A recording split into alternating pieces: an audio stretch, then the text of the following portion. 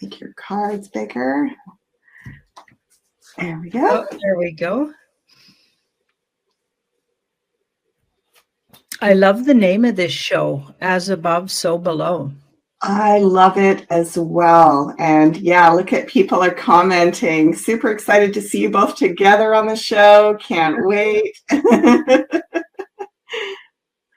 So the universe weighing in on 2025.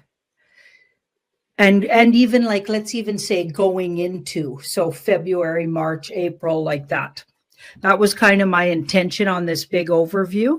Yeah. How does the first part of this year look according to the universal energies? Okay, wow. Interesting that we're coming from a lot of secretive kind of energy. And this card actually makes sense because we are moving out of the Pisces age. And so we've been slowly moving into the age of Aquarius for some time now. But very specifically, recently, haven't some really big shifts gone into Aquarius?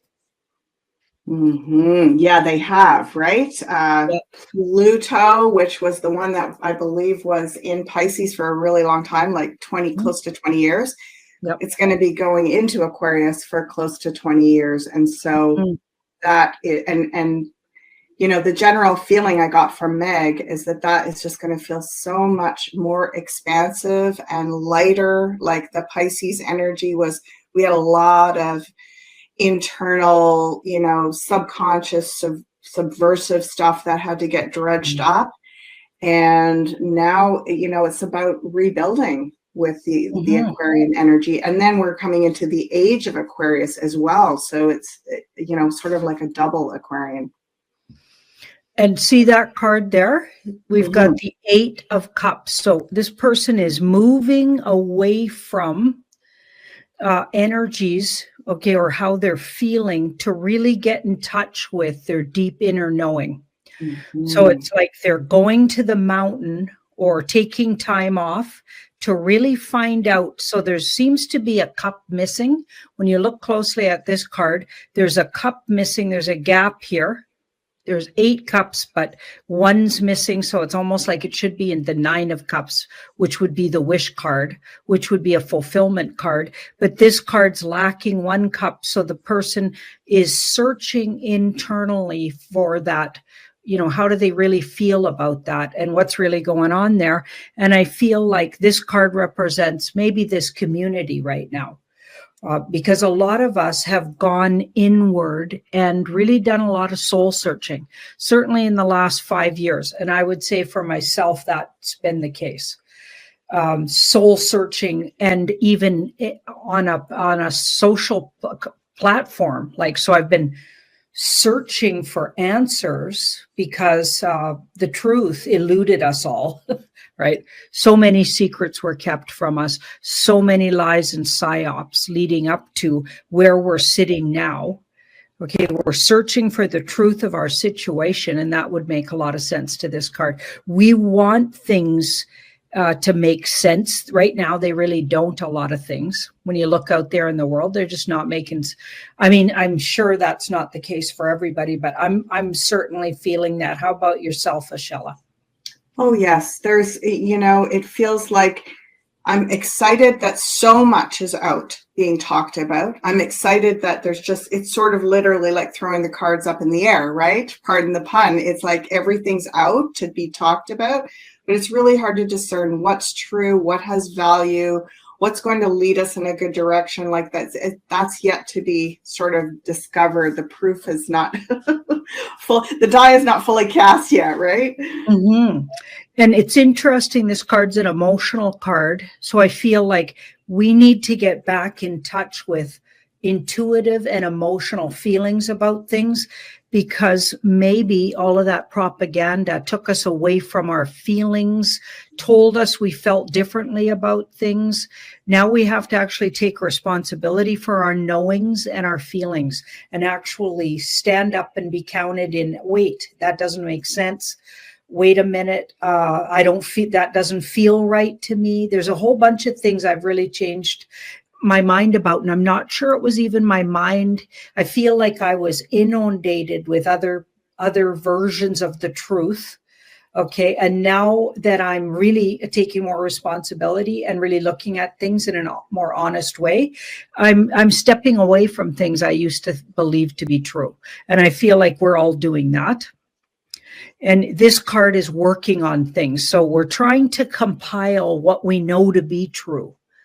Okay. And right now, honestly, that's very little for me. I don't know about you guys, but I've stripped right down to, I have no clue what actual shape the world is.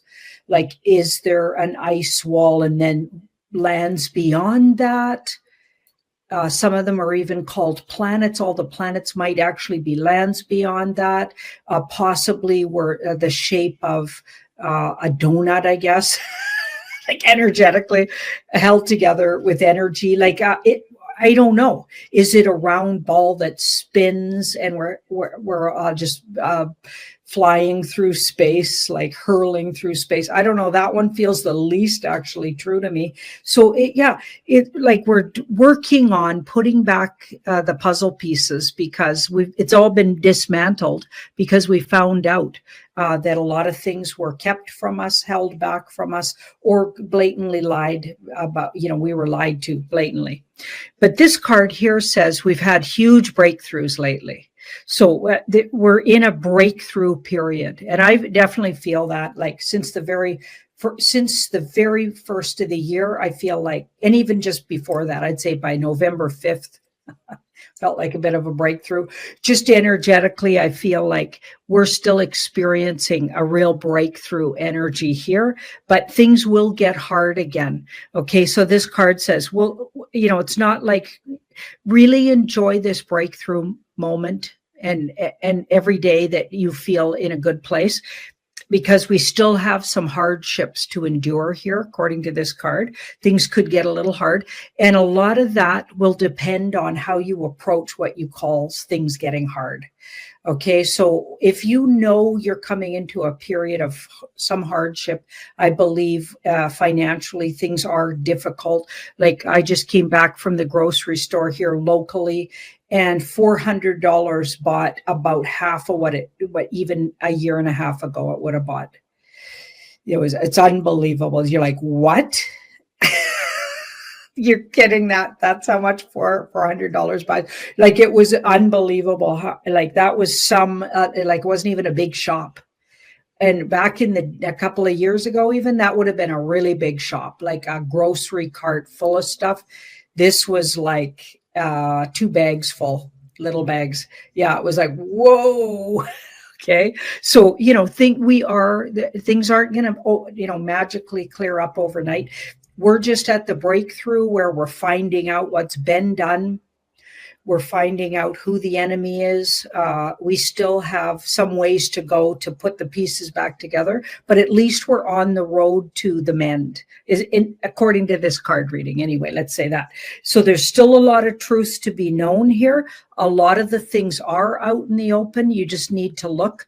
Like, so much truth is already just sitting out on the internet, to be exact, right? It's like you have to discern which of the things you're reading is actually true. So you have to double check everything. You have to look into, you can't just take anybody's word for anything these days. You have to check in with your intuition. You got to do your own research. There's all of that, right? But at least it's out there to be known and discovered. Okay, at least it's not being kept hidden like it was before, where it was impossible to find truth. So that's a big victory. So you're going to need to count your victories going forward, and really enjoy this. Here's the takeaway. Really enjoy the breakthrough right now.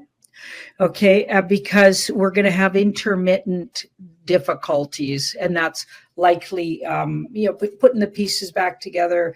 The money system needs to make a big change. There's going to be a ruckus as this deep state government, certainly in the US, you can watch it, like literally watch them freaking out, it's like rats running from a ship.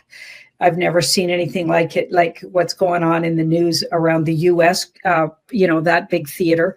But Yeah, so counting your wins and preparing and taking a big deep breath and get ready, because using your own intuitive knowing, and also staying really grounded and go into these hardships, because hardships are only as hard as you allow them to be in your mind, right? Like we're going to need to have a sense of humor intact, sort of be able to move almost like agility. I think a mental agility is going to be really helpful, and keep good friends close. Like I'll have a Shella on speed dial if it gets too crazy.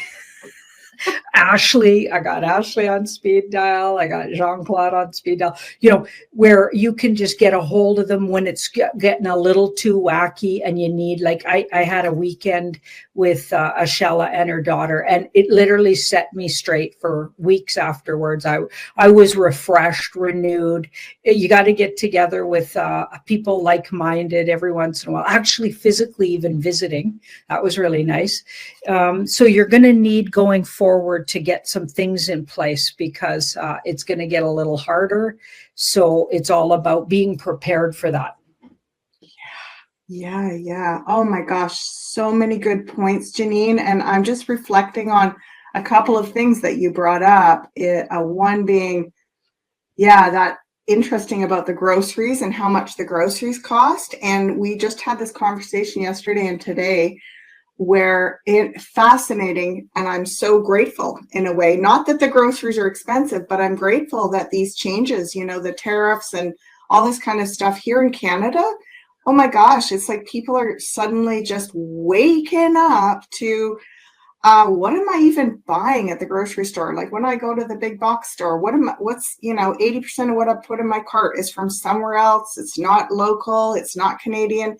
So it's just even getting people thinking about, where did this come from? What and how, okay, so it was grown here, but then it was produced over there or refined over there, and then it's shipped back here. And I think we're, it's actually a great evolutionary sort of wake-up call, and putting us to work to, we've gotten a little bit, part of how we've fallen asleep is that it's been kind of easy. I'm not saying that we haven't had crises and we haven't had financial hardships, but that, access to things at a cheaper rate, all the goods produced in China that are sold at the dollar store. Like, I'm just as much a culprit of all of that as everyone else. Like, I remember when the first dollar store came and it was like a absolute heyday. I was like, woohoo, I can buy this stuff for $1. It's like, and it used to be $1 back then. And there just wasn't a lot of thought that went into like, okay, where's this going? Like, what are we like, what about the local businesses that just went out of business because now you can buy all this stuff so cheap? And I just feel like there's something very practical about like that 8 of Pentacles. It's kind of bringing us back to basics is what I'm being shown. Yeah. And then even that 4 of Swords with the gold sword at the bottom and the 3 silver swords hanging, I sometimes reflect that card to be about precious metals like gold and silver. And I think, boy, that precious metals are going to suddenly, with everybody going like, oh my gosh, the banks are in trouble. And it's like, I feel like the masses this year are going to get on board with where we were about 4 years ago, which is like, aha, I think I need to get some precious metals. And I think that's going to drive the price up, maybe, or maybe not. Maybe we're finding more stores of, metals that have been hidden from us and confiscated and so on. So it's fascinating, right? It's like, but I agree with you, Janine. It feels as though there's so much is out in the open and getting talked about. And I love that. Just love it.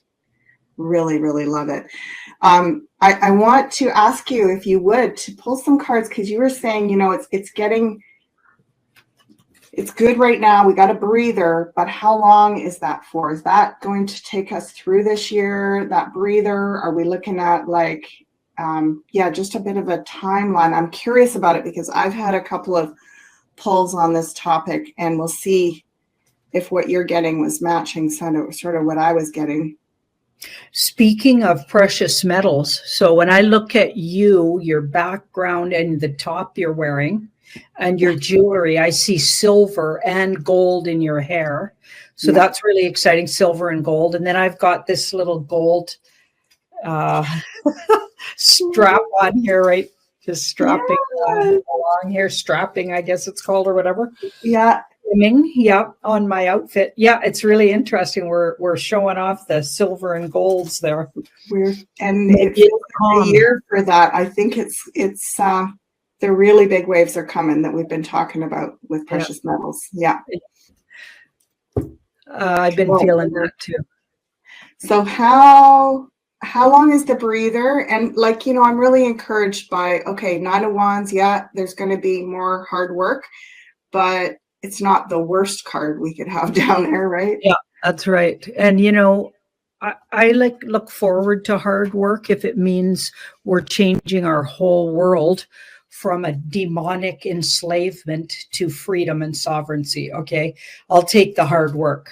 Yeah. Bring it on, I say. I'll roll my sleeves up. I'm the year of the ox. I was born the year of the ox, and we're kind of famous for, we kind of like hard work. Yeah. Today I was moving really big logs around because I've got a wood burning fire, I have a wood burning furnace. And it takes these really big logs, and then there's an electric furnace next to it that kicks in and then keeps it going. So it spreads the heat all around the house. It's a great system. You don't use nearly as much wood, but I was moving large logs, and I don't usually do big physical work like that, but it felt so good. I got to tell you, I felt so accomplished. Whoa, I just did, some hard labor. And I feel like it's refreshing because if we know we're moving towards something that's going to be better for our children in the future, our grandchildren, to me, that's really what I'm here for. I'm just here to really help the world evolve. I'm here to help people transition to a better place and to get this world back on track again. It's long enough been, we've literally been taken advantage of. It's horrifying. And I don't believe in victimhood, so I'm not going to sit around in victimhood. Okay. But I'll tell you, I'm definitely not sitting around as a slave once I knew I was. That's not going to happen anymore. So I'm just excited about the work. Bring it on, I say. Yeah. Okay, so here we've got, so I did a timeline one because sometimes you can get a better idea about it. The question is, how long will how long is that little sort of, we've got a bit of a breather and then there's going to be some more hard work. What does that look like, that transition? Okay, so we've got the Queen of Wands here. So we've got a lot of truth moving around and moving out right now. It is really exciting. RFK just got, looks like he's going to get, what's that called? Where he's actually allowed to do the job Trump gave him. Yes, sworn in or something. Yeah. He looks like he's almost there. Okay. According to the headlines, he's got it in the bag. So that's exciting. And of course, he's going to be a real danger if he does any of the things he says he's going to do. He's going to change a lot of things to do with healthy eating, like moving the food industry away from poisoning us, moving the water industry away from poisoning us, the vax poison. It's brilliant to have somebody with some of his agendas going forward. It's so exciting. And that's what this feels like. That's part of that breather we're experiencing right now. Remember when Trump was saying, we're going to win, win, win. You're going to win so much you won't even know what hit you. I feel like we're in that time right now with a lot of the things he's put into place. People are taking down their LGBTQ flags. And I'm not against people allowing people to just be themselves, but not in classrooms with children. Okay, it's like, of course, children can be themselves, but let's not encourage and put on energies, sexual energies, really early in young students. That's where I draw the line. It's like I have nothing against if you want a rainbow flag outside of your house, you're an adult person, you just go for it. But putting it up in schools with really young children, okay, keep that right out of that. Let's teach kids how to learn and look for things for themselves. We don't need to have those agendas in our school. It's literally like they were priming our kids to be their, prey. That's what it was like. Absolutely. Absolutely. Yeah, I agree. And I feel like, it's so different. Like you say, it's when anything becomes institutionalized on an individual basis, on a case per case basis, where family, community, spiritual guides and leaders and healers can rally around and support an individual on their personal process, whatever that may be, right? But when something becomes institutionalized, it basically means it's no longer an individual thing. It's no longer a family thing or a spiritual community thing or a localized community thing. It becomes a corporate, entity of power dominance, centralized authority and control. And that's just wrong no matter what way you look at it, right? It's like, what's the government doing in everybody's personal business like that? It's gross. It's like, I don't want anything to do with them in my kids' sexuality, especially like the young ones, obviously. I mean, it's the matrix, right? My bedroom too, like just none of their bit, like that is, it's so unbelievable. Also get them out of your health, like government and health. Okay, forget it. I have not relied on the healthcare system because I don't trust it. And it's just it's turned into a big corporation. It is a big corporation. Exactly. It's only supporting the big pharma. It's like, it has nothing to do with your health. They don't care about since when did the government care about your health? So we got to change all of that. We got to change all of there's a place for, and then keep them out of everywhere else. People need to take more responsibility for their personal stuff. Okay. Take care of your own health. But we also need to be allowed to express our health in our various different ways. Like if we want to use tinctures and, we're not anybody with them and et cetera. We're just using plants and making tinctures. Let us, okay. In Curing Canada, they literally as good as took that right out of our hands. We can only go to pharmaceuticals unless we sneak stuff in. It's just absurd. It's absurd. It's absurd. And as soon as everything just gets bigger and bigger and bigger, and it's out of, we can't be accountable on a local level anymore. It's all just grown. Like as soon as these industries get big, whatever it is, cannabis in Canada, like it gets to a certain point and then it's become an institutionalized, So who knows what they're adding to it? Exactly. What are the additives? It's not like just good old pot anymore. Like it's like something else. Like, I don't trust that industry anymore. Like I would go to a grower directly. Let's go directly to who's making what, like we used to. Like, let's find community again. But anyway, so let's look at, we're in the good feeling here. This is past leading up to present right now, near future, and that's got a 6 to it. So we got a good another 6 weeks here because swords are faster than pentacles and cups. So even more good news coming out. Like there's some really good revelations because this is ideas and news because swords, so thoughts and words. So this could be big news coming out, and the hidden influence is a big news card. So I feel like big truths continue to come out.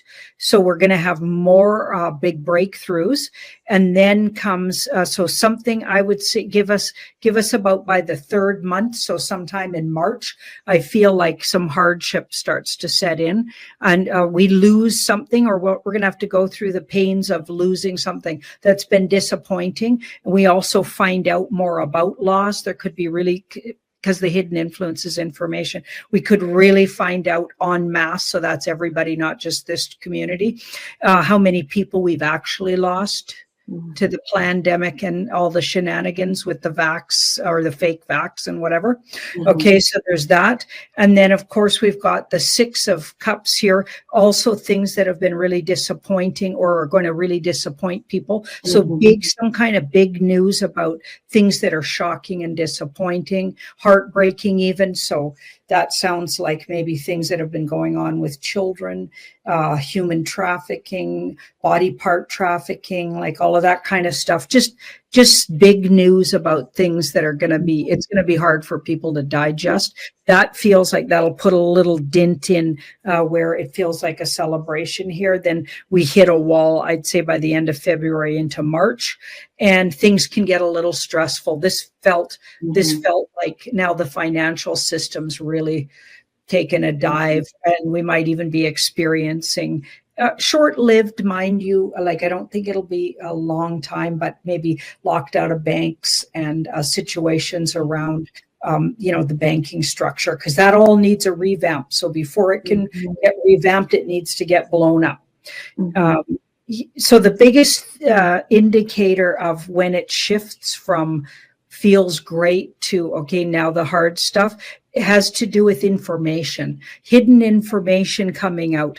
And of course, we know in 45 days, it's probably more like 40 days now, we're going to be able to get to know JFK papers come out about JFK Junior and Senior, their deaths or whatever really happened there, or at least what officialdom has hidden from us around that. So we don't know what really will be treated to there, and a lot more disclosure about Martin Luther King. That's interesting. And I did a big deep dive on that. That's fascinating and kind of heartbreaking, really, because I don't think he was who everyone thought he was.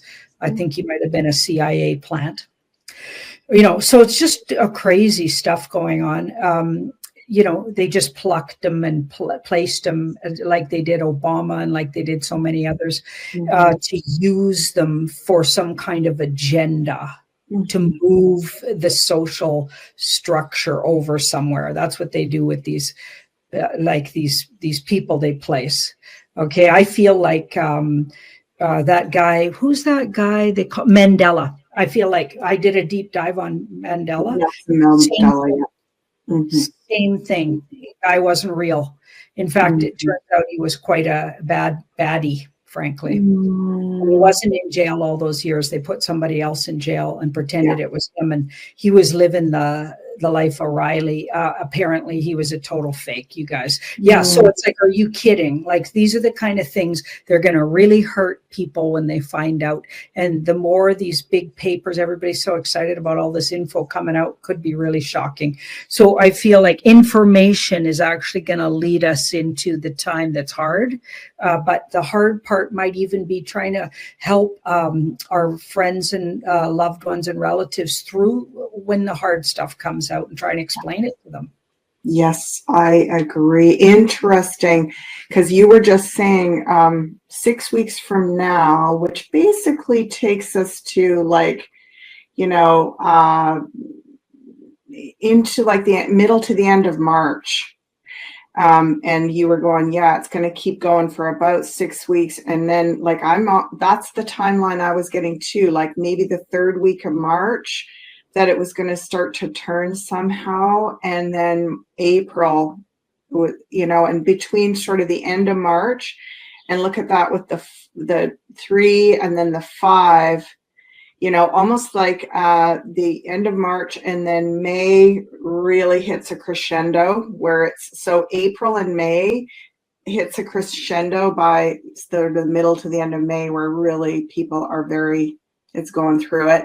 And then it really goes, what I was seeing is it goes all the way to September. Is that kind of what you're seeing there, Janine? Because of the 9 of Swords, and that was the timeline that I sort of pulled. Or maybe even farther. There's the 9 there. So I asked for a timing. So it does look like it, depending on a person's ability to navigate these kind of things, because everyone will be different. You can create having good times between now and September. I'm not saying you can't. Okay, but I feel like just in general out in the world, the atmosphere could be difficult, intermittent difficulties. You better believe it, right up until September. Yeah. Yeah. That's a 9 September. So I think you're right on with that. Well, that's good, because that's kind of what I was getting to. And you'll just notice someone here had said something about, April has the potential for big negative events. Unfortunately, they had put that up quite a bit earlier in the show. So we're getting similar information is showing up from different sources, which again, folks, this is all this is timelines where we stand right now. It does not mean that things aren't going to change. Things could, be so much better than what we're seeing. It does feel in a way that oftentimes things are a bit better than what we see, right? It's like, but it sometimes I feel like when we do these preemptive sort of guided visualizations looking at possible scenarios and what's kind of in the airwaves or in the weather forecast, we get a real opportunity to kind of reevaluate where we are. And sometimes that work alone begins to change the timeline. Yeah. I'm getting obsessed about that line over there. Oh, yeah. So I'm just going to pull your cards down for a sec here, Janine. We can go side by each for a minute. And it's the year of the earth. Sorry, not the earth snake, year of the wood snake. So let's just have a quick little chitty chat about that, because that actually started this week. Chinese New Year shifts at the end of January or first week of February, and it goes till this time next year. So that time in 2026. And if you think about snakes, I mean, it's the energy of being like grounded, right? They're close to the ground. They usually live underground. Like we see them out, kind of slithering around and sunning on rocks, but they live underneath the ground. They are very private and secretive, and they're of course associated with a lot of underground energy, potentially subversive energy, or maybe even a little bit of danger energy, because people often have a lot of phobias around snakes, right? And yet the energy of snakes is that they are, they have the ability to literally change their skin and have a lot of renewal. So as I'm just sort of thinking about the medicine cards, and what is your take on the snake, Janine, from the medicine cards that you've worked with? Medicine cards talk about it as a very sort of rare healer, snake medicine people, because they transmute energy. So they take negative and turn it into something good and positive. And they have the kind of energy to take in people's venom from the atmosphere energetically, so demonic or evil energy, and actually put it through their energy system and pump it back out in the atmosphere as something usable and positive. So like a stone like this. So this stone is like that, very same thing. This is a transmutation stone. It's the black tourmaline. So it's a crystal, and there's lots of colors of tourmaline, and even multiple colored tourmalines, but this one's the black tourmaline. And often healers will have this crystal. You want it in the rare form, like raw. You don't necessarily, like, it works better if it's raw crystal, okay, not polished. And the good thing about it is, and wearing it is a good thing, or having it on your desk when you're working with people, healing them, because it transmutes energy. So it's just like the snake medicine people. And certain snake medicine people, it's also very sexual. It's a very sexual energy, and it's energetically takes sexual energy and turns it into something usable and really powerful, and of course spiritual. And of course, sexuality between an actual biological male and a biological female creates physical life here on the planet. Like physically, you could create another human. So that if that isn't alchemy and magic, I don't know what is. You know what I mean? So snake medicine energy, and energy in a positive way, it can be very positive. The negative side to the snake energy is debauchery and the debauched elements of sexual energy. So taking it and turning it into something ugly or demonic, which of course, all you have to do is look at the Grammys. You could see that all over that Grammys, like they were really strutting their demonic there. And I feel like that latest Grammys awards show was totally white hat psyop. Okay. Mm-hmm. White hats have been in charge of the Grammys for years now, about 4 or 5 years now. And they've been showing us what these guys are made out of. Why do you think they trot out the most demonic sideshows that are so almost like laughably, stupidly demonic now? They've gone so overboard. Just go watch the Grammys. It's not even shocking anymore. It's almost laughable and kind of stupid now. So they've pushed it so in your face that these guys are demonic that they wouldn't even still be doing that if these people weren't capitulated people doing that. They wouldn't even do that because it's been done so many times exactly like that. It's so old school. It's not even creative anymore. Mm-hmm. So to me, it's like it's so obviously part of the show. Yeah, it so, really is. Medicine can go bad too, of course, right? It's the dark side of healers. So maybe now the dark magicians, that kind of thing. Well, and it's interesting though, because if this is a year of the snake and this is a year of the wood snake, so the wood is the element of like rapid growth and, propulsion kind of energy. So, it's not like, I think if it was going to be a water snake, I'd be a little bit worried, or an earth snake, like hiding in the shadows, but it's going to be out. Everything's going to be exposed this year, and what I like to say about the energy of the snake, because we used to actually have a pet snake, a pet corn snake, and it was amazing to watch it when it went through its shedding, because it would literally just slow down and then it looked like it was dead. It would like just go all white. Its eyes would white over and it wouldn't move. It would just go in a little coil and just lay there for like a few days. And you'd be like, oh my gosh, is it going to come back to life at this point? Like every month or a couple of months that it happened, we'd be like, I don't know, this could be it. And then, all of a sudden one day it would just start to wiggle around a bit and it would get, the edge of its old skin onto something to kind of get it moving.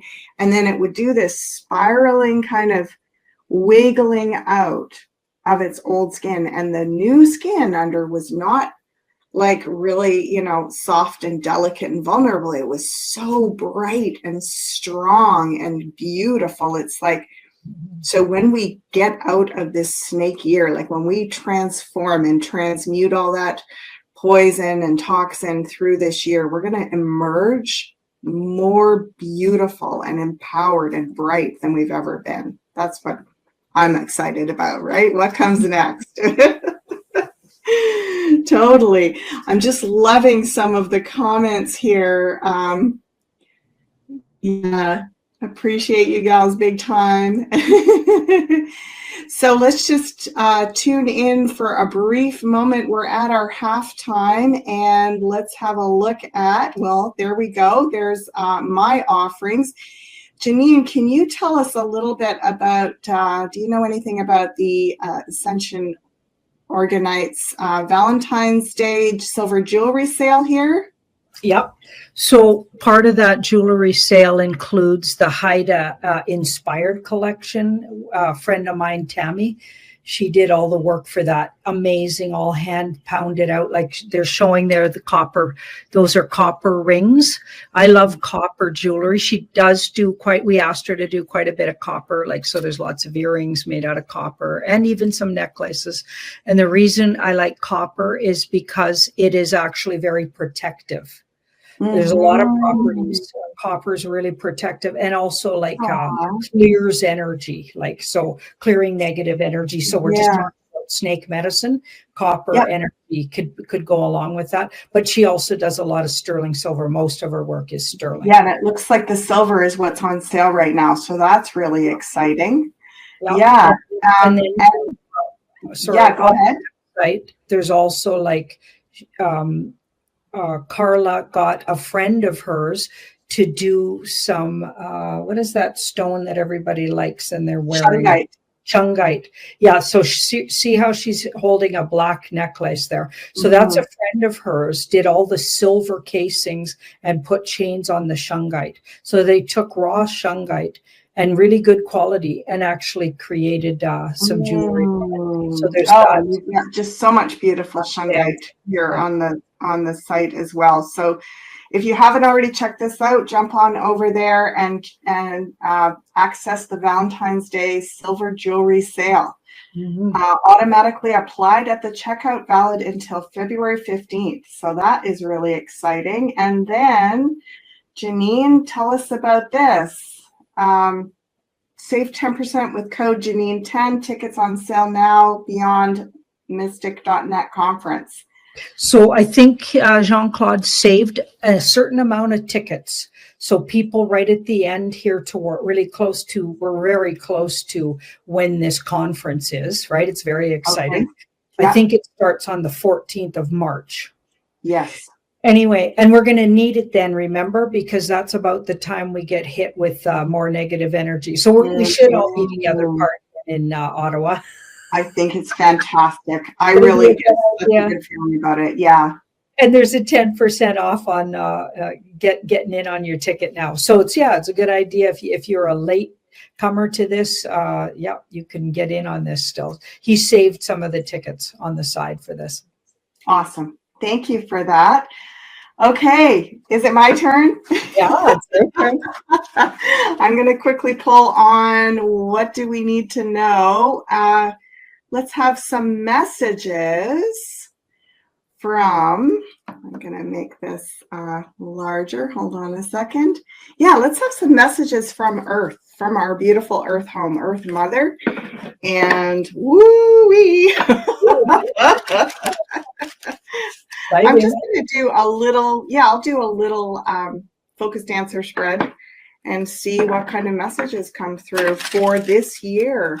Knowing that we're looking at working with this energy of the snake, the wood snake, I feel, as above, so below, like if we're working on it, if it's in the stars astrologically, it's probably happening for our Earth as well. So it's sort of like, a synergistic relationship. We're doing the work and Earth is also doing its own house cleaning, right? So we're starting off with the Chariot. Interesting. 8 of Swords, past, present, potential future. Wow.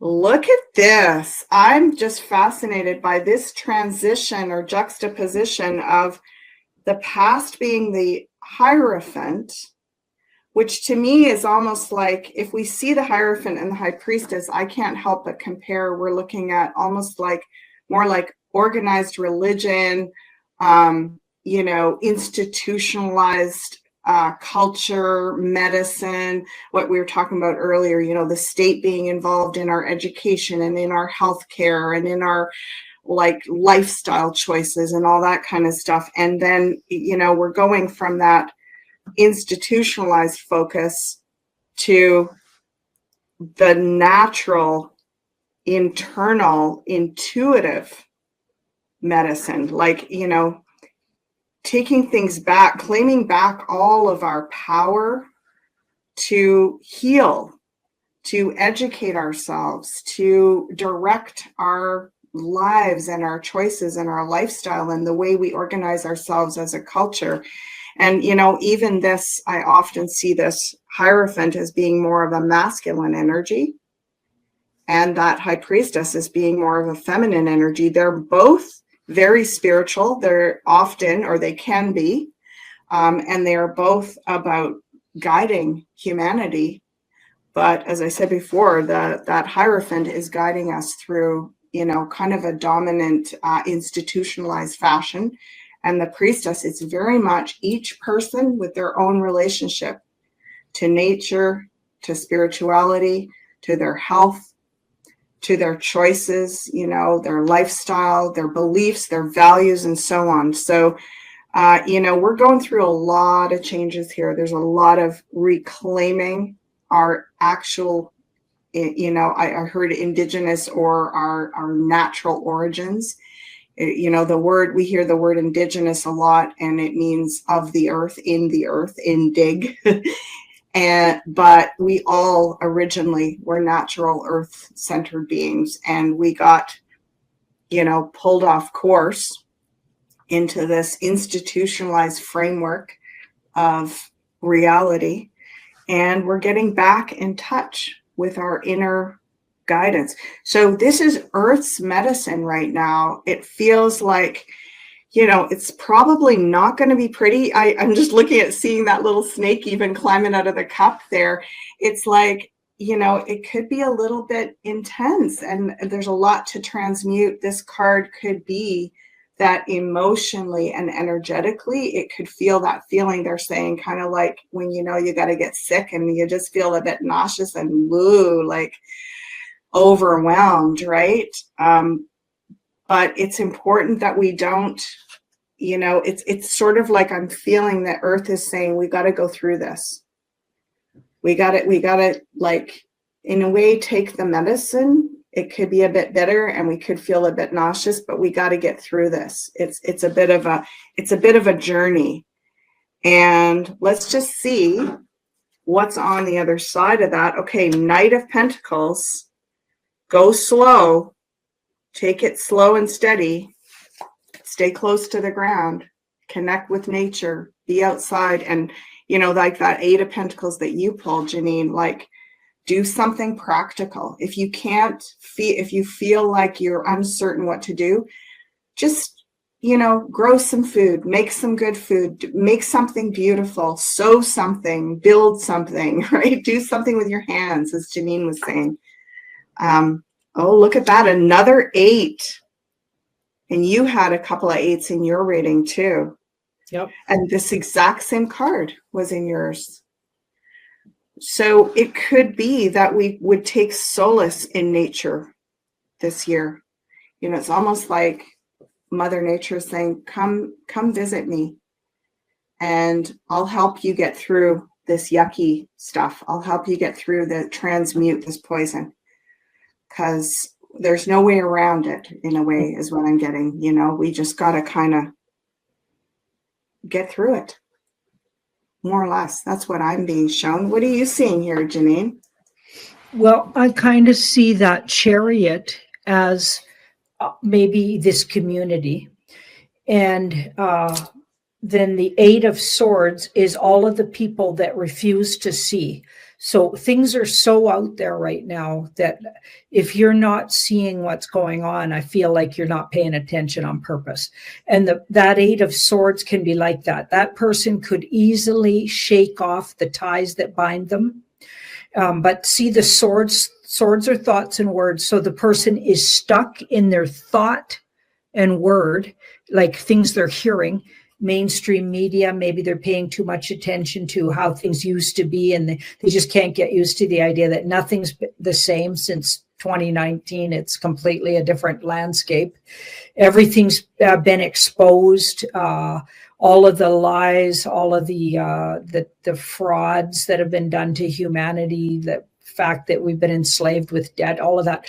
It's been exposed for a long time, but en masse now since 2019. Like now you can't really avoid it unless you're purposely ignoring it. And that 8 of Swords looks like somebody's purposely ignoring. Meanwhile, the rest of us are going great guns because the Chariot is fast and furious. It's literally the Fast and Furious. That movie, The Fast and Furious, I mean, they had the Chariot in mind when they pick that title because that's exactly what it's like. That person is, even if they're a soft-hearted, kind person, they've put on their armor and they're out in the world because they know there's a battle going on. They got to join in the battle. It's a spiritual battle. So if you wouldn't mind pulling out the card a little so we could see it, maybe move that this card. one. Yeah, let's have a look at that. See those two creatures? They're spirit creatures, the ones on the bottom that look like sphinxes. So they're spiritual creatures that represent, like, sort of the way like in a simple terms, the way the world is created with both light and dark elements. Okay, and they're really, it's created to help us evolve. Okay, and we're at a really big quantum leaping in our evolution, and the chariot's fast and moving really fast. So quantum leaping spiritually, but we have spiritual help. Okay, so the earth, because this is a card, this is cards about what does the earth want to tell us, is there to support us in this quantum leap.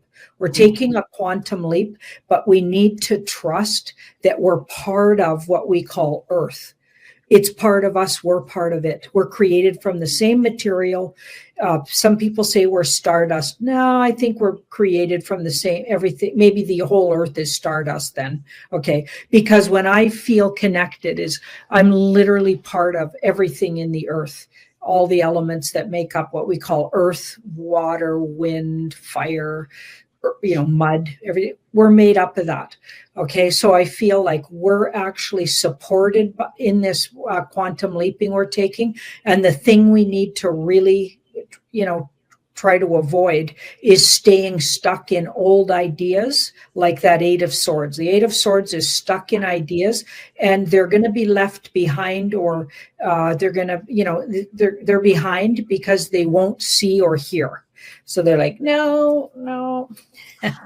I feel like, that's where it's going to get tricky. Those people are going to have a lot of catching up to do, and it'll literally, pretty soon, they won't be able to avoid the truth. It'll be everywhere, and it'll feel like a smack roll, which is what Cliff High likes to say, right in the face, like a smack right in the face. And I feel like what's good right now is that we're preparing, and we're going to end up this community being leaders that help people, sort of guiding, even if it's just in energy. Like, you don't need to literally do anything to be a good, believe it or not, teacher. You need to teach through example. If you're not literally the Hierophant type teacher that wants to speak and get on social medias like Ashella and I, we have a little bit of Hierophant in us.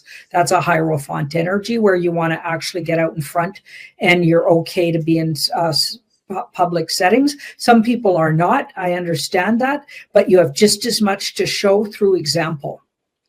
Yeah. Right. Yes.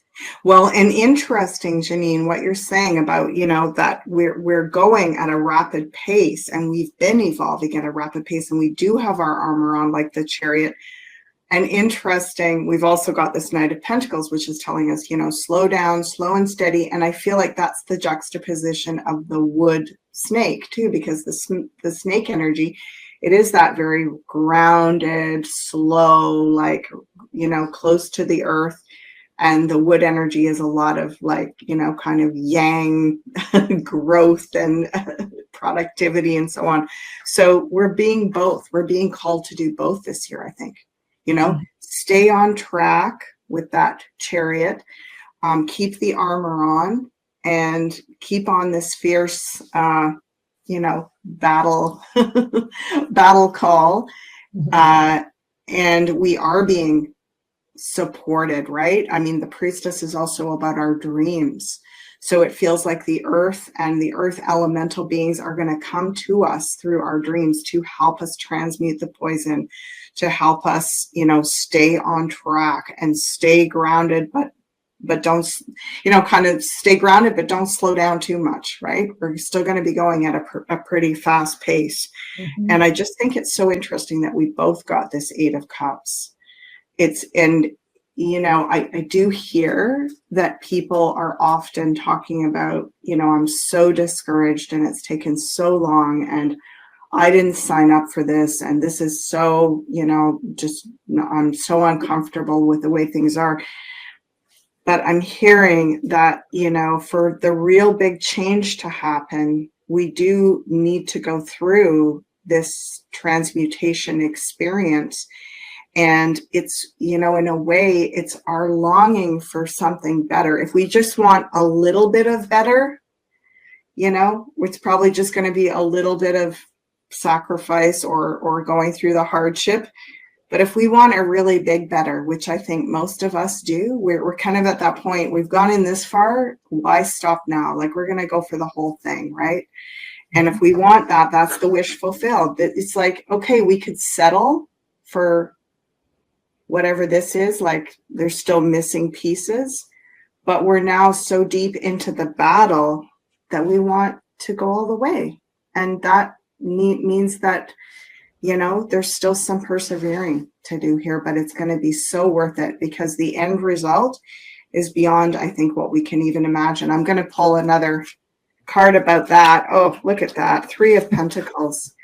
So, I feel like within 3 years, I'm getting, this is just going to be like an old memory, sort of like, oh yeah, remember that? That was kind of like, yeah, we had to keep our arm around and go through it and stay grounded. But look at where we are now. Like, I think what we can begin to rebuild. And I once heard this statement is that people often overestimate what they can accomplish in 1 year and underestimate what they can do in 10.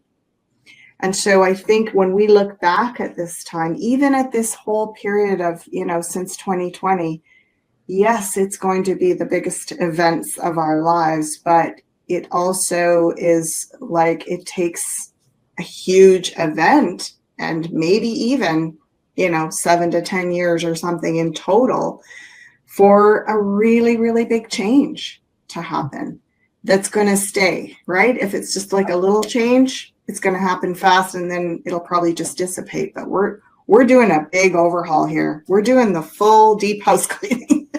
So, and Earth is supporting us in that. Yeah. And I get a little bit of feeling with this reading. I don't know about you, Janine, that it's kind of like Earth is saying, yeah, you're not getting out of this. Like, I'm going to hold your feet to the fire a little bit. Like, and that could be, obviously, I mean, I'm not laughing about fires, but Earth is going, yeah, one way or the other, we're going to go through this transmutation and, we'll grow tremendously from it. So, yeah. Aw. Exciting times. Wow. Totally, right? Totally exciting. So, any other thoughts, Janine, before we kind of close down? Well, let me pull 3 just for parting words, to see what we get there. I'll let the cards talk for me. Let's do that. Oh, I love that one. Oh. We're going to need self-love and also staying connected to people like-minded. Even if it's just online, even if nobody's like really close in your neighborhood, get yourself on shows like this. Like, like I understand it's not always that easy when your entire community is not enlightened. And I hear that all the time from people, but I feel like you're on right now with a whole bunch of enlightened or on their way to being and or at least open-minded people that want to know the truth. Okay, so like just even connecting in an atmosphere like this will help. Okay, and then of course being there for yourself through this. We're going to need all the self-love we can muster. Being hard on ourselves is just going to hold things up. Your higher self loves your body, ego, mind self. Your soul that like uses this body as its temple. It wants to love, like it does love you and cherish you. So you need to understand that the higher self that overviews everything you're doing you need to connect with that, and then recognize that the whole self needs to be loved. So taking care of ourselves, doing little treats for ourselves. I like to take myself on dates sometimes, and just me, and maybe it's like when I was in Vancouver, like going to the art gallery for the afternoon. Lots of times nobody else wants to go with me, but I like to go by myself. I love people watching. I really enjoy that. Going to a cafe, taking myself out for a piece of carrot cake or something and a cappuccino, and just people watching and just taking in the sights, staying off my phone. And people watching is one of my most favorite things, because I love energy and I love humans, and I like to just feel what's going on, being that intuitive person that I am. And I just like to allow my imagination. I usually make up all kinds of life stories for people. I don't know if some of them might even be true.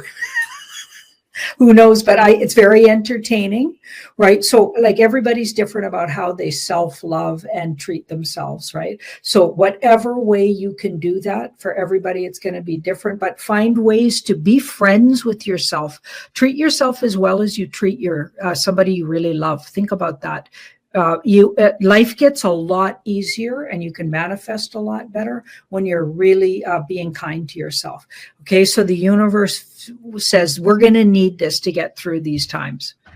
Okay, and now here we've got the 9 of Swords. So that's unnecessary stress and worry. Okay, there will be hurtful things come to light.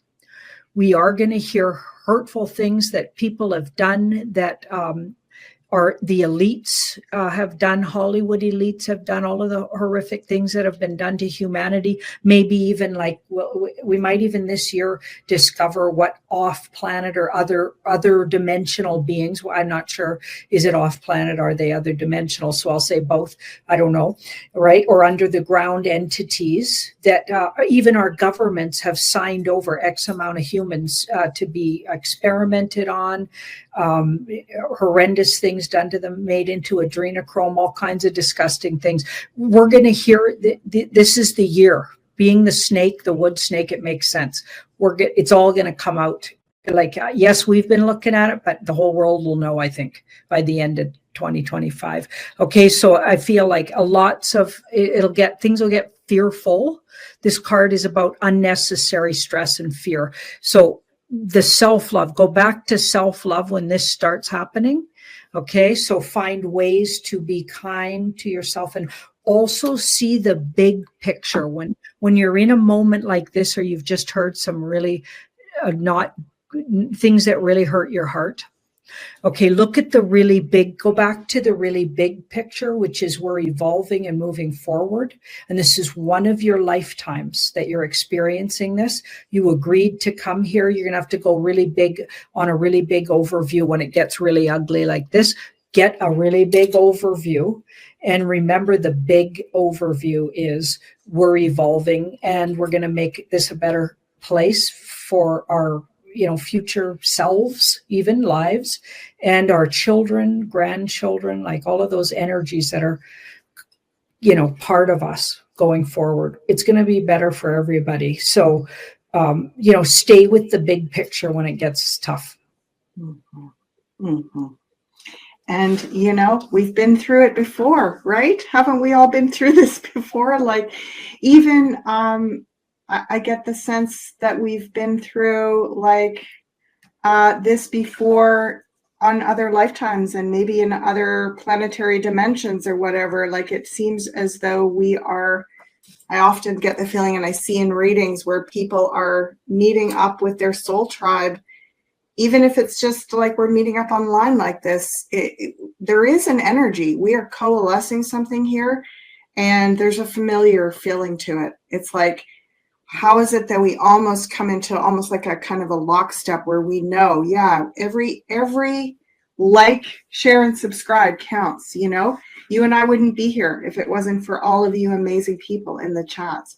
Like, this is something we're building, co-creating together. And I totally agree with Janine. This is the year to really acknowledge that we are connect, make these connections. And if we can do it in person, like at the conference, for example, wow, that's amazing. And if you can't make it this time, My prediction is this is just the beginning. There's going to be more. We're going to be going to all sorts of places in the next few years. So, yeah, right? I think it's going to be super exciting. So just signing out, I want to bring your attention over here. I'm hoping to make this a series, but we'll see what happens. Usually I do this on my quick chats. Today I have Brenda Brodell, and hi, Brenda. I just really, really wanted to share this for the public and not just keep it on my website. It's going to be shared also on my website, but also on Rumble. So welcome everybody who's watching. Introducing Brenda Brodell. How you doing, Brenda? Good. How are you? I'm doing good. There's a lot of people who know you on the Tarot by Janine website. Mm-hmm. You and Martin's truther work, and you just bring in intel. You've been doing it for years, but let's maybe treat this new viewing audience with a little bit of your background, Brenda, and tell us how you got to doing what you do. Well, I've always been a truther, I think, for at least about 40 years. And Martin, it was during the 2015 when after Trump came down the escalator and changed the world. And I just knew I wasn't political, really. I was more into historical things. But when I knew that Hillary was going to run, I was just like, oh no, whatever. And so I started searching for people to listen to, because I knew I didn't know that much about Trump, but I did know about Hillary. And I found Martin and I started listening to him. And I listened to him for almost a year before I ever got in touch with him. And then we found that we had so much in common. We phone dated for about 7 months. And then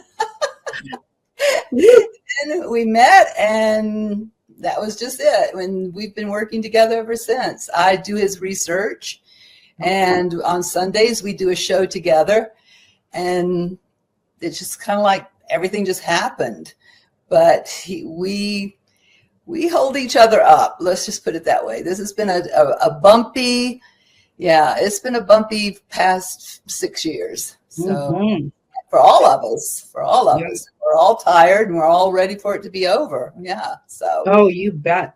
I first heard of you. Actually, you got a hold of me. I think you emailed me, didn't you? Mm-hmm. I did. And you gave me Martin's, was it a YouTube channel at the time? Was he on YouTube then? I'm not sure if he was on YouTube. He might have still been on YouTube then. I think it might have been. It was, 3 years ago? YouTube went after him too. So it was about 2 or 3 years ago. Yeah. 3 years ago, yeah. And my audience was telling me, you got to watch this guy, right? And they'd share videos. And then you got a hold of me, I think. And I was really impressed with some of the things you said in your initial email. Then I did watch Martin, and then I saw you two together. So sort of long story short, I ended up being on as a guest with Martin a couple of times. Then I got to meet you on video. Didn't we do one together, all three of us? Mm-hmm. Yeah. Yeah. So Sarge was on one of them too. I think we did. That's right. Sarge was on one. That's right. So anyway, I was just really impressed with, and in particular, Brenda, with your knowledge. Like you're understated about just how much you know. Like I was like, whoa, that woman knows what she's talking about. So tell us how you got involved in sort of this underbelly of what's really going on in politics. Did anything trigger or move you over there? Or were you always curious and digging under the surface? Well, I was always curious my whole life. I mean, my mother, when I was a little girl, she used to say, why do you always want to know why? And I was, because I do. I want to know why about everything. And then my life just took a path that took me down into Europe and down a road where I was socializing with a lot of the people we're reporting about today. I'm talking from the Rothschilds all the way down. And I've had quite an interesting life. I came back to America in 1990. My children's father passed away in 2001, and I had to go get a job. Well, I got a job where I was working, this is much later, the two most important jobs I got was 7.5 years. I worked as an executive assistant to the rabbinate at a synagogue in Atlanta. And then after that, I went for another 7.5 years to a Jewish advocacy organization. So I got to see the Jewish world and the Zionist world. Both, these are separate worlds. Zionism and Judaism are not the same thing. A lot of people get that confused. Judaism is a religion and Zionism is an ideology. But the Zionists hide behind Judaism, just like what we just saw with, it's like, I would like to call them the Khazarian Mafia. Not all Zionists are part of the Khazarian Mafia, but I would say the Khazarian Mafia are all Zionist, if that makes any sense. It does make sense. Yeah. And so I got to see the Jewish world from a religious and an advocacy backgrounds too. And what I saw happen when I first started working at the synagogue, I remember the Israeli ambassador to Atlanta, he came and had a speech because at that time, Gaza was being bombarded. It was 2009. They were being bombarded by Israel. And I mean hard and heavy. And I really didn't know that much I knew that there was always, all my whole adult life, all I've heard is the Middle East peace plan, but there never seems to be a Middle East peace plan. They just talk about it. It's just been talk. And this Israeli ambassador was there and they were talking about, yes, they were bombing Gaza. He said, but we give them a notification that they can leave. They were dropping leaflets from helicopters at night telling people they were going to be bombed in the next 5 minutes and to get out. And my big mouth opened up in the middle of this meeting with about 200 people. And I said, where are they supposed to go? I knew enough that Gaza is a little strip of land, 29 miles long. And one side of it is Israel and the other side is the sea. So all they could do is push them into the sea. And that's what they've been trying to do since 1949. Israel became a state in 1948, but Gaza started existing in 1949 because they were trying to push them into the sea. Anyway, the thing that's going on now, I think what people don't understand is that everything we're seeing, they think they're seeing it for the first time because, unfortunately, people's memories are very short. This thing that's happening now in Gaza is something that I do believe happened a few years ago. We have had in the past 15 years 4 major assaults on Gaza by Israeli forces. The one that I was talking about with this ambassador in 2009, they were dropping white phosphorus on the Gazans. They were doing war crimes against these people, blowing their houses up at night, doing the most horrific things you can possibly even think of. And that was 2009. There was another one in 2012. And then in 2014, they said that 3 Israeli teens went missing and that they had been kidnapped by Hamas. Now I heard, because I heard a lot of things that came straight out of Israel where I was working.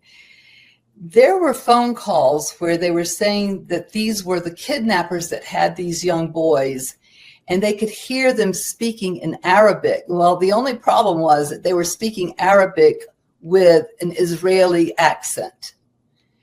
So boil it down to the Mossad had these kids. If these kids were in fact taken, you know, there's a lot of scenarios where they say things happened that didn't happen just so they can start something. Well, the thing that got to me with these teenage boys, because I was following it very, very closely, and when I knew that it was fake, was because at their funeral, and Benjamin, and his nickname is Satan Yahoo, but Benjamin Netanyahu was sitting up there speaking, and these IDF soldiers brought out 3 stretchers that supposedly had these children on them, and they were just covered with Israeli flags. First of all, that would never happen. That would never happen. So, and these IDF soldiers, they brought these 3 stretchers out, and you can still pull it up online, and they kind of just dropped them on the stage next to Netanyahu. And I thought, that's impossible. They would never have, first of all, in Judaism, you would never treat a body like that. A body is treated very sacredly. It's wrapped and swaddled and anointed and all this other stuff and put in a pine box. They don't put them on stretchers with an Israeli flag over and then drop the stretcher on a stage. I thought, whoa, wait.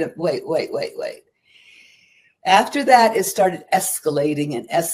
And then it was, you know, they supposedly had kidnapped another Palestinian boy and made him drink gasoline and then lit him on fire from within. Then there were all of these things started happening. I thought, you know what? We're about to see the lawn get mowed again, because that is their little nickname for when they attack Gaza. It's called mowing the lawn. So in 2014, that's exactly what they did. And that lasted, I do believe it was 49 days, nonstop bombardment of Gaza.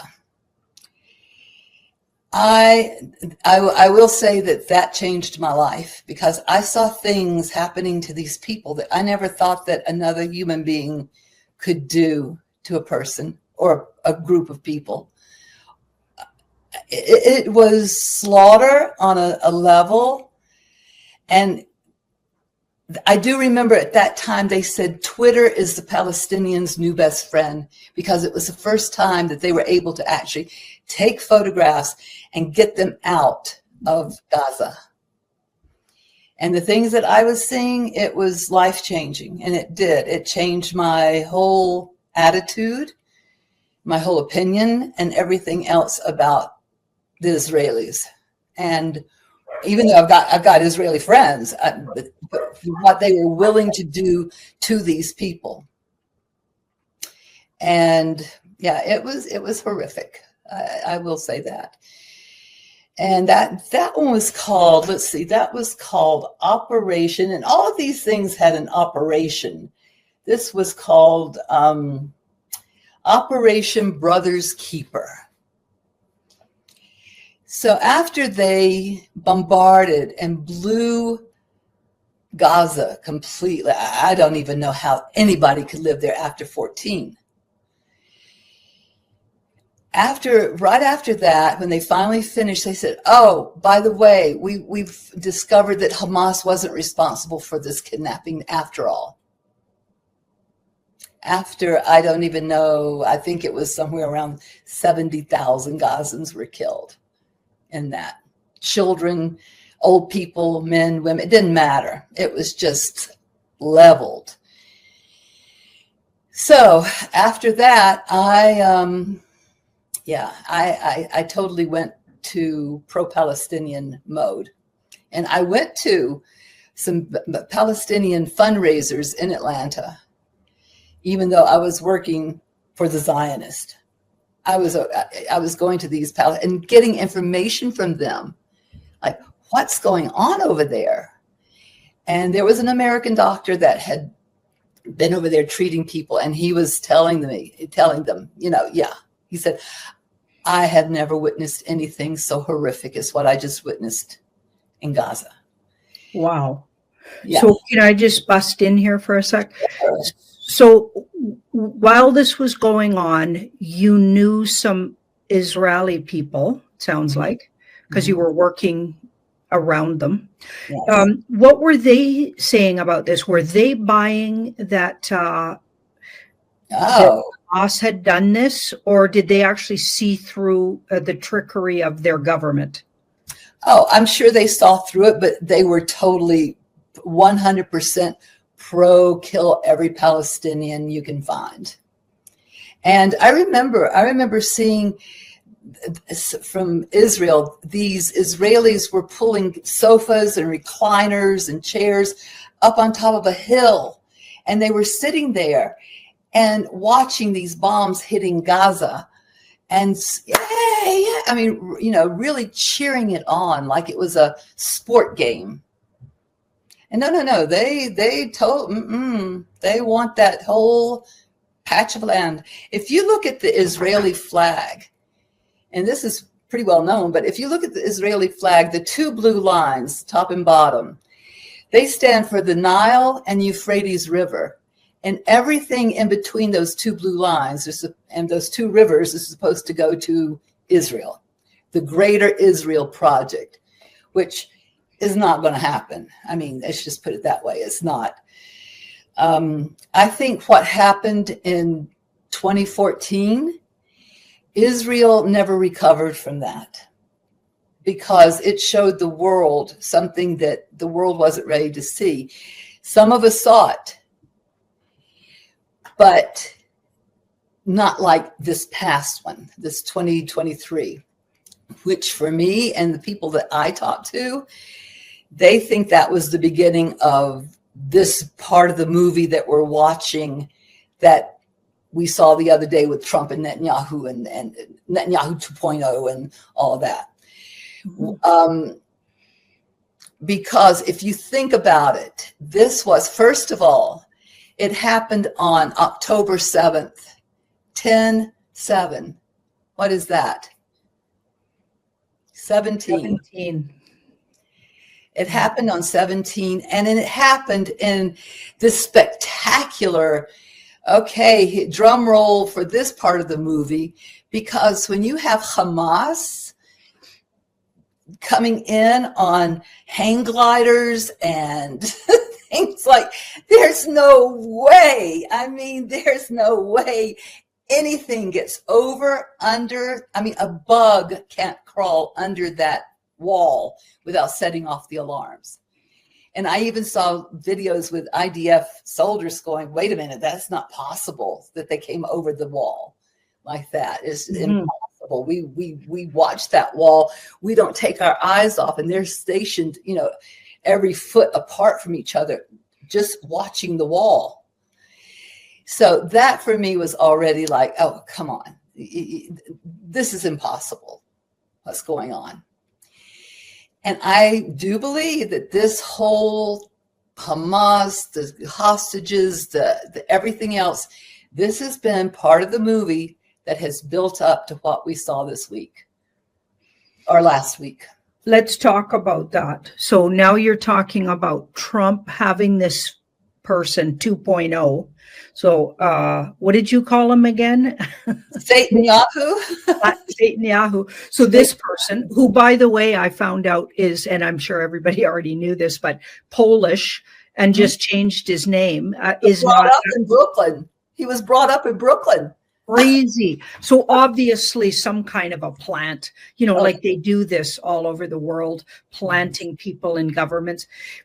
First, I want to weigh in on, of course, I'm sure you're aware, you probably know a lot more than I do about this stuff. It sounds like you're very versed in this, but that most of the US government has dual citizenship, apparently, with Israel. So obviously they're all working for Israel, it sounds like. And then that makes a lot of their, plans and how they spend their money. It's all been that's been being disclosed. Certainly in the last week, we can see a lot of things being disclosed around what they're spending their money on, what that USAID has been spending money on. But I'm sure that'll continue to come out where likely a lot of these operations, like the one in 2014, you're saying was likely Israeli created, and then of course they blamed it on Hamas. Then they took it back; it wasn't Hamas. So the whole thing was creating a problem, and then the solution is bombing the shit out of Gaza again. Okay, and probably making more rules and tightening up the border even more, et cetera, et cetera. So you would agree that the U.S. in the past, the fraudulent U.S. governments have been largely involved in what's been going on there? Oh, absolutely. Absolutely. I mean, it was like a Zionist takeover of our government.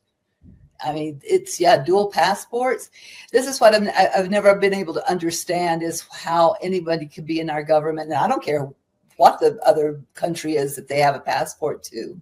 I mean, Ted Cruz wasn't he Canadian, that had to get rid of his part of his Canadian passport and only become an American citizen only with an American passport, because they made such a stink about him having a dual citizenship with Canada, which I don't understand why we have. And most American Jews have dual citizenship.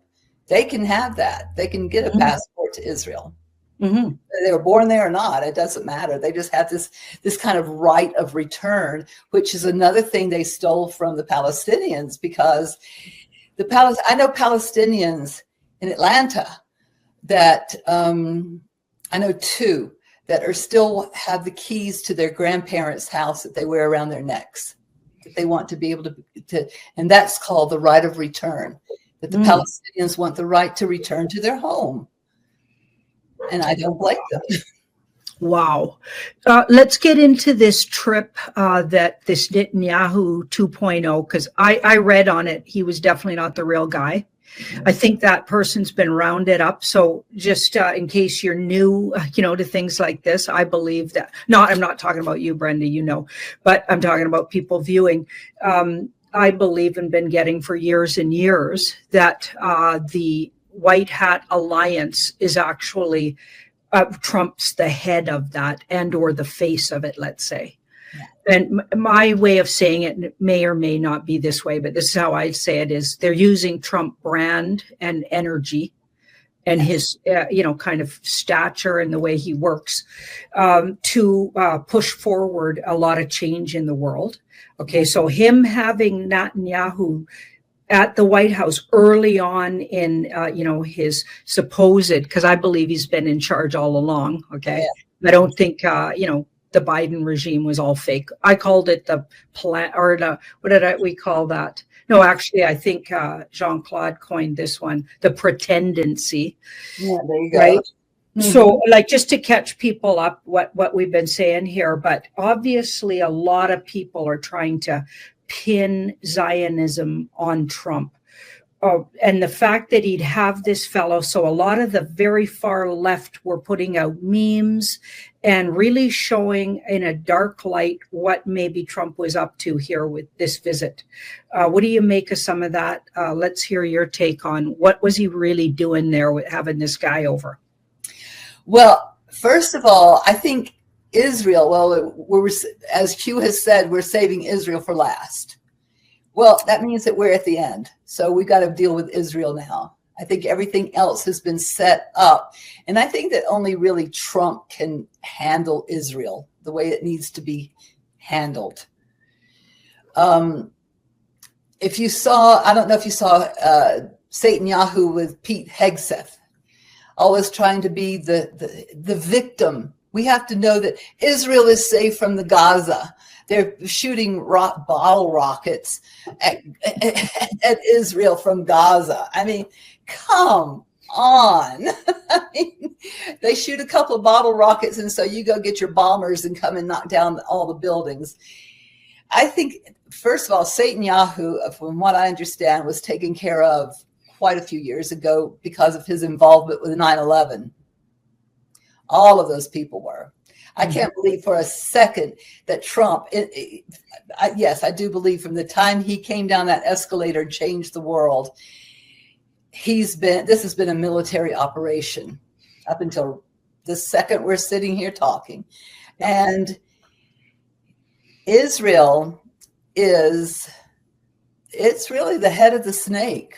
I mean, it's when you talk about all of if you really look at most of the horrific things that we see, if you dig just a little bit deeper, you're going to find Israel there in one form or another.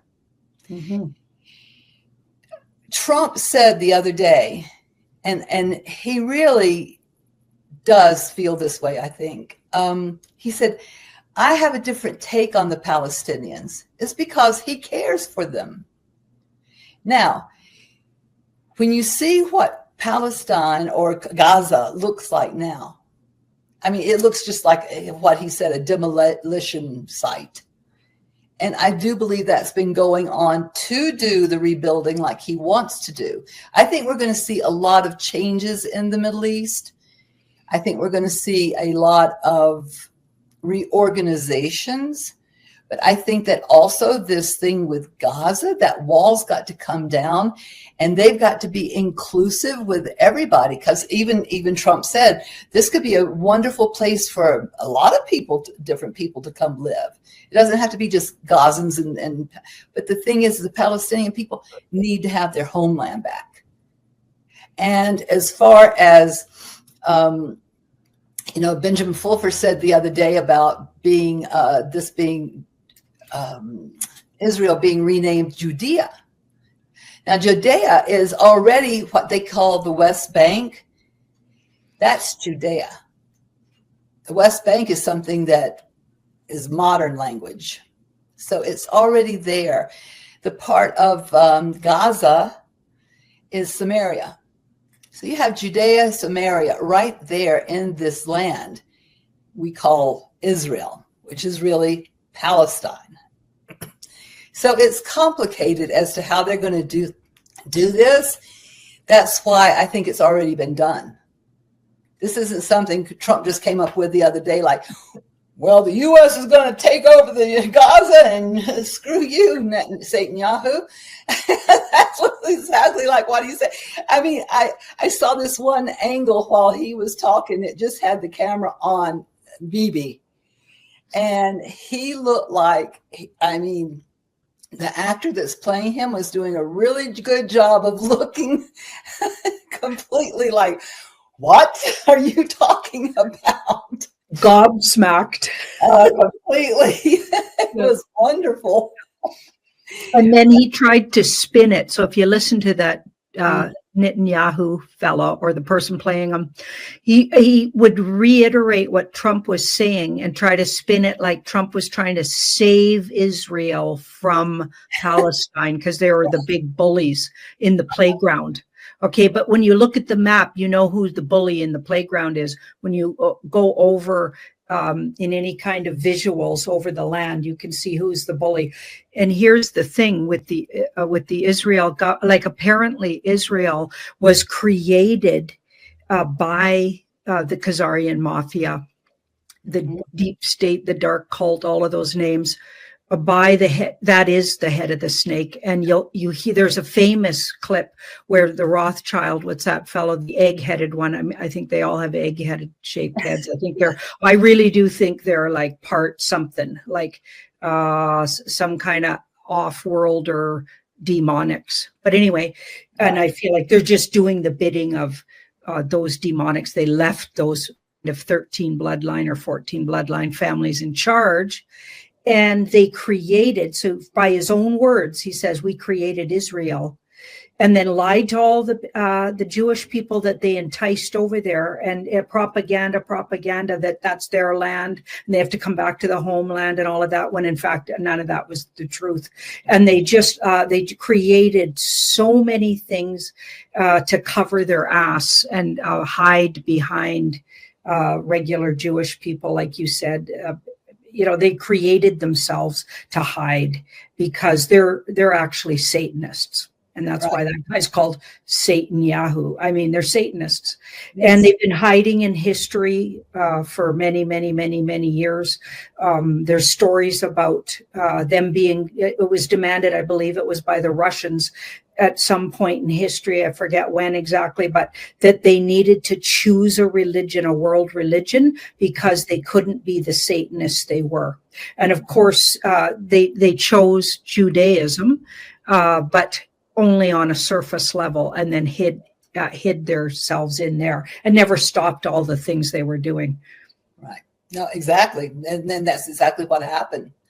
And they have, I mean, when you look at the organ harvesting, the diamond business, all of these things that Israel is the top of. I mean, Israel is the top diamond country. They export more diamonds than any other country in the world, and there's no diamond mines in Israel. So they go into these other countries and they, what they call blood diamonds, they get those diamonds one way or another. And another thing that is with children, and that's been basically my thing, is the children. But these children that are taken, they are taken for different reasons, for satanic ritual abuse, for organ harvesting, for sexual, all of it. And they pretty much go through from the time they're taken until the time they land on somebody's finger, because at the end of the day, after they're taken, done what they do with them, murdered, sometimes they're eaten, and then they take the bones, they burn the bones, and they make the diamonds from the ashes. So how is Israel the top diamond vendor in the world with no mines? Mm-hmm. I mean, there are things that have been going on in Israel that, yeah, it's the head of the snake. And they said that that was also what I think has been going on too during this time. They've been cleaning it out during this, between 14 and now, because there was they said that there was a nest of these Dracos under there. So for me, every time they do one of these mow the lawn massacres, mm-hmm. It's nothing but blood rituals. It's sacrifices. Yeah. It's just it's just mm-hmm. human sacrifices all over the place. Yeah. I'm sure if the regular people living in Israel knew of the depravity, and I get that some of them might, but I think a lot of them may not. And we are seeing where they actually sometimes do big organized kind of out in the streets, publicly displaying, trying to protect the Palestinians. I've been seeing that lately. And when they're abroad, a lot of times they will talk about they're not wanting to be part. So just to say, I don't think every one of them are, on this. I feel like their government, just like all over the world, we've had these deep state, these placed government, like heads of government that are literally what we've discovered is they're part of the WEF, which is part of the Khazarian mafia. Like they're the New World Order, or tried to be.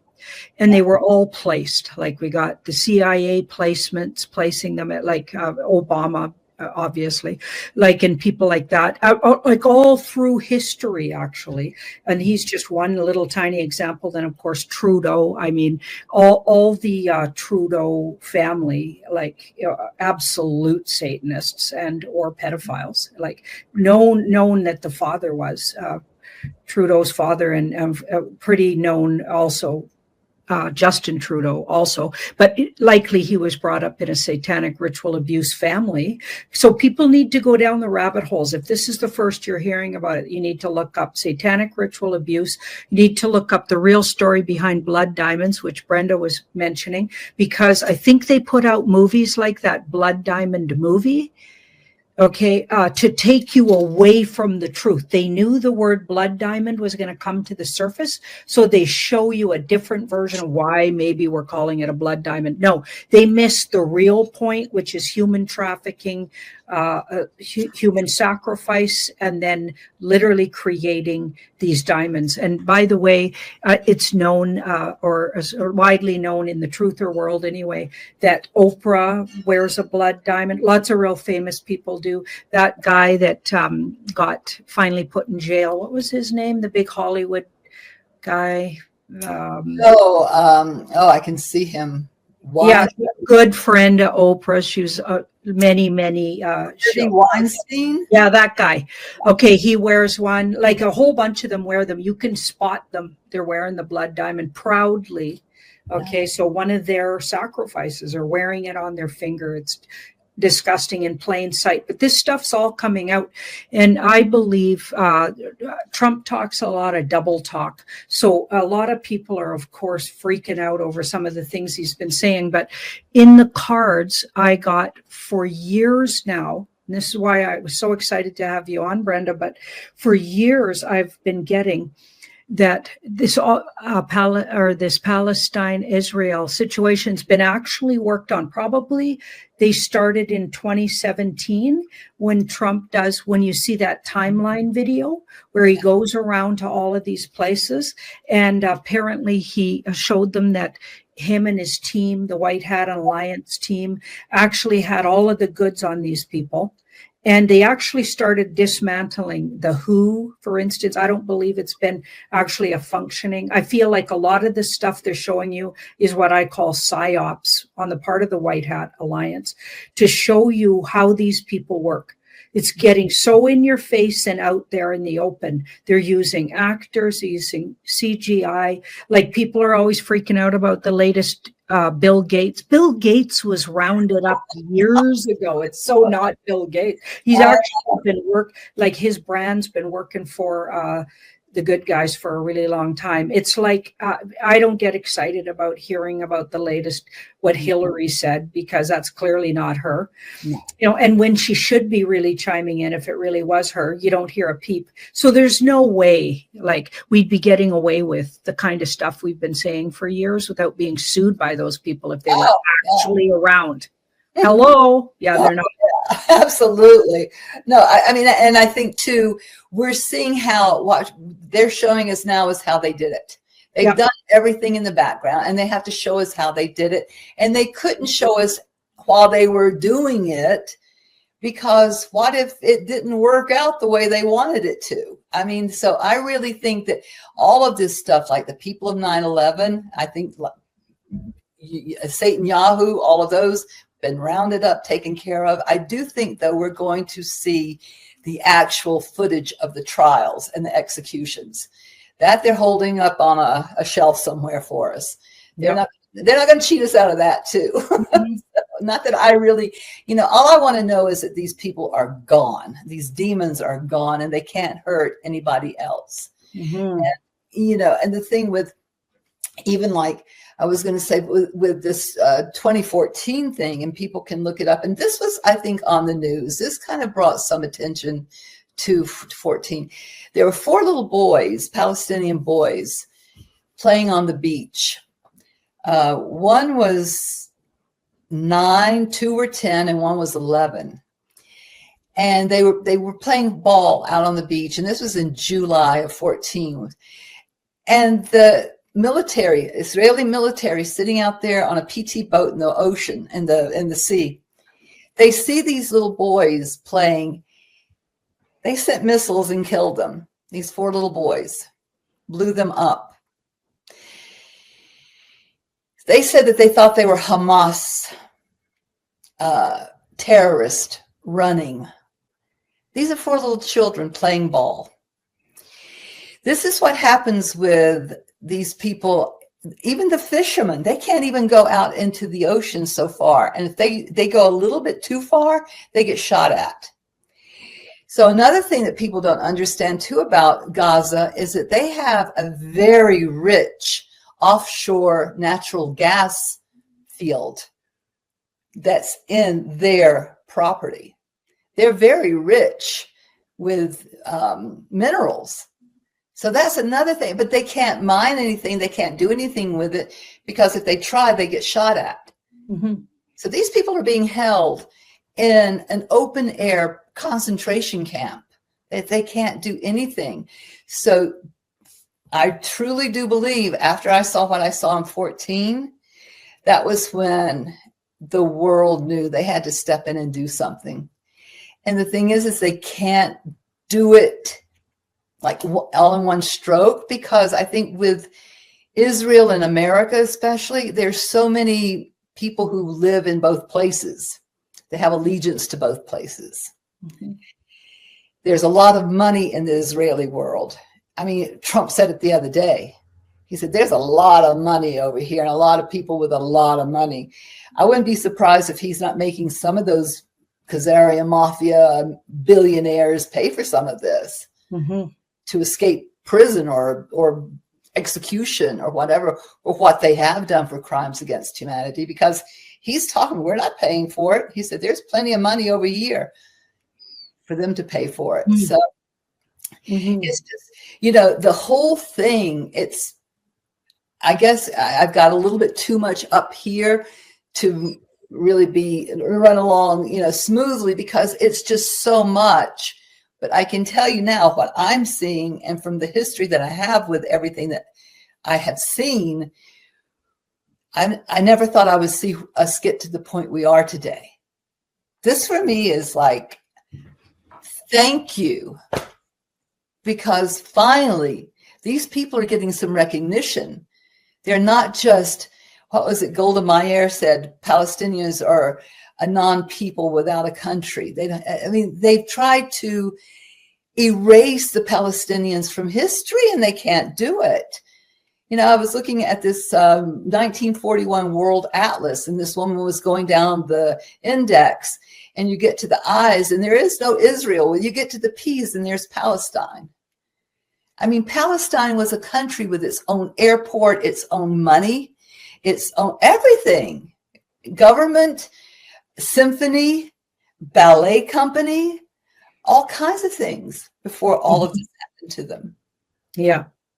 Of course, if you look at history, I mean, in Canada and the United States, the original, like indigenous peoples here, also, they were erased and lands taken away. And like it's happened all over the world, happened in Australia, New Zealand, everywhere happened.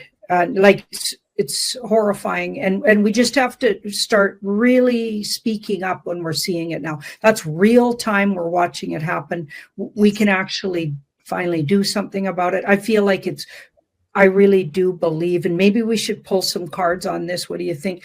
Is this really going to get healed in our, in the next year, say? Are we going to see this, the Palestinians like able to have their lands back?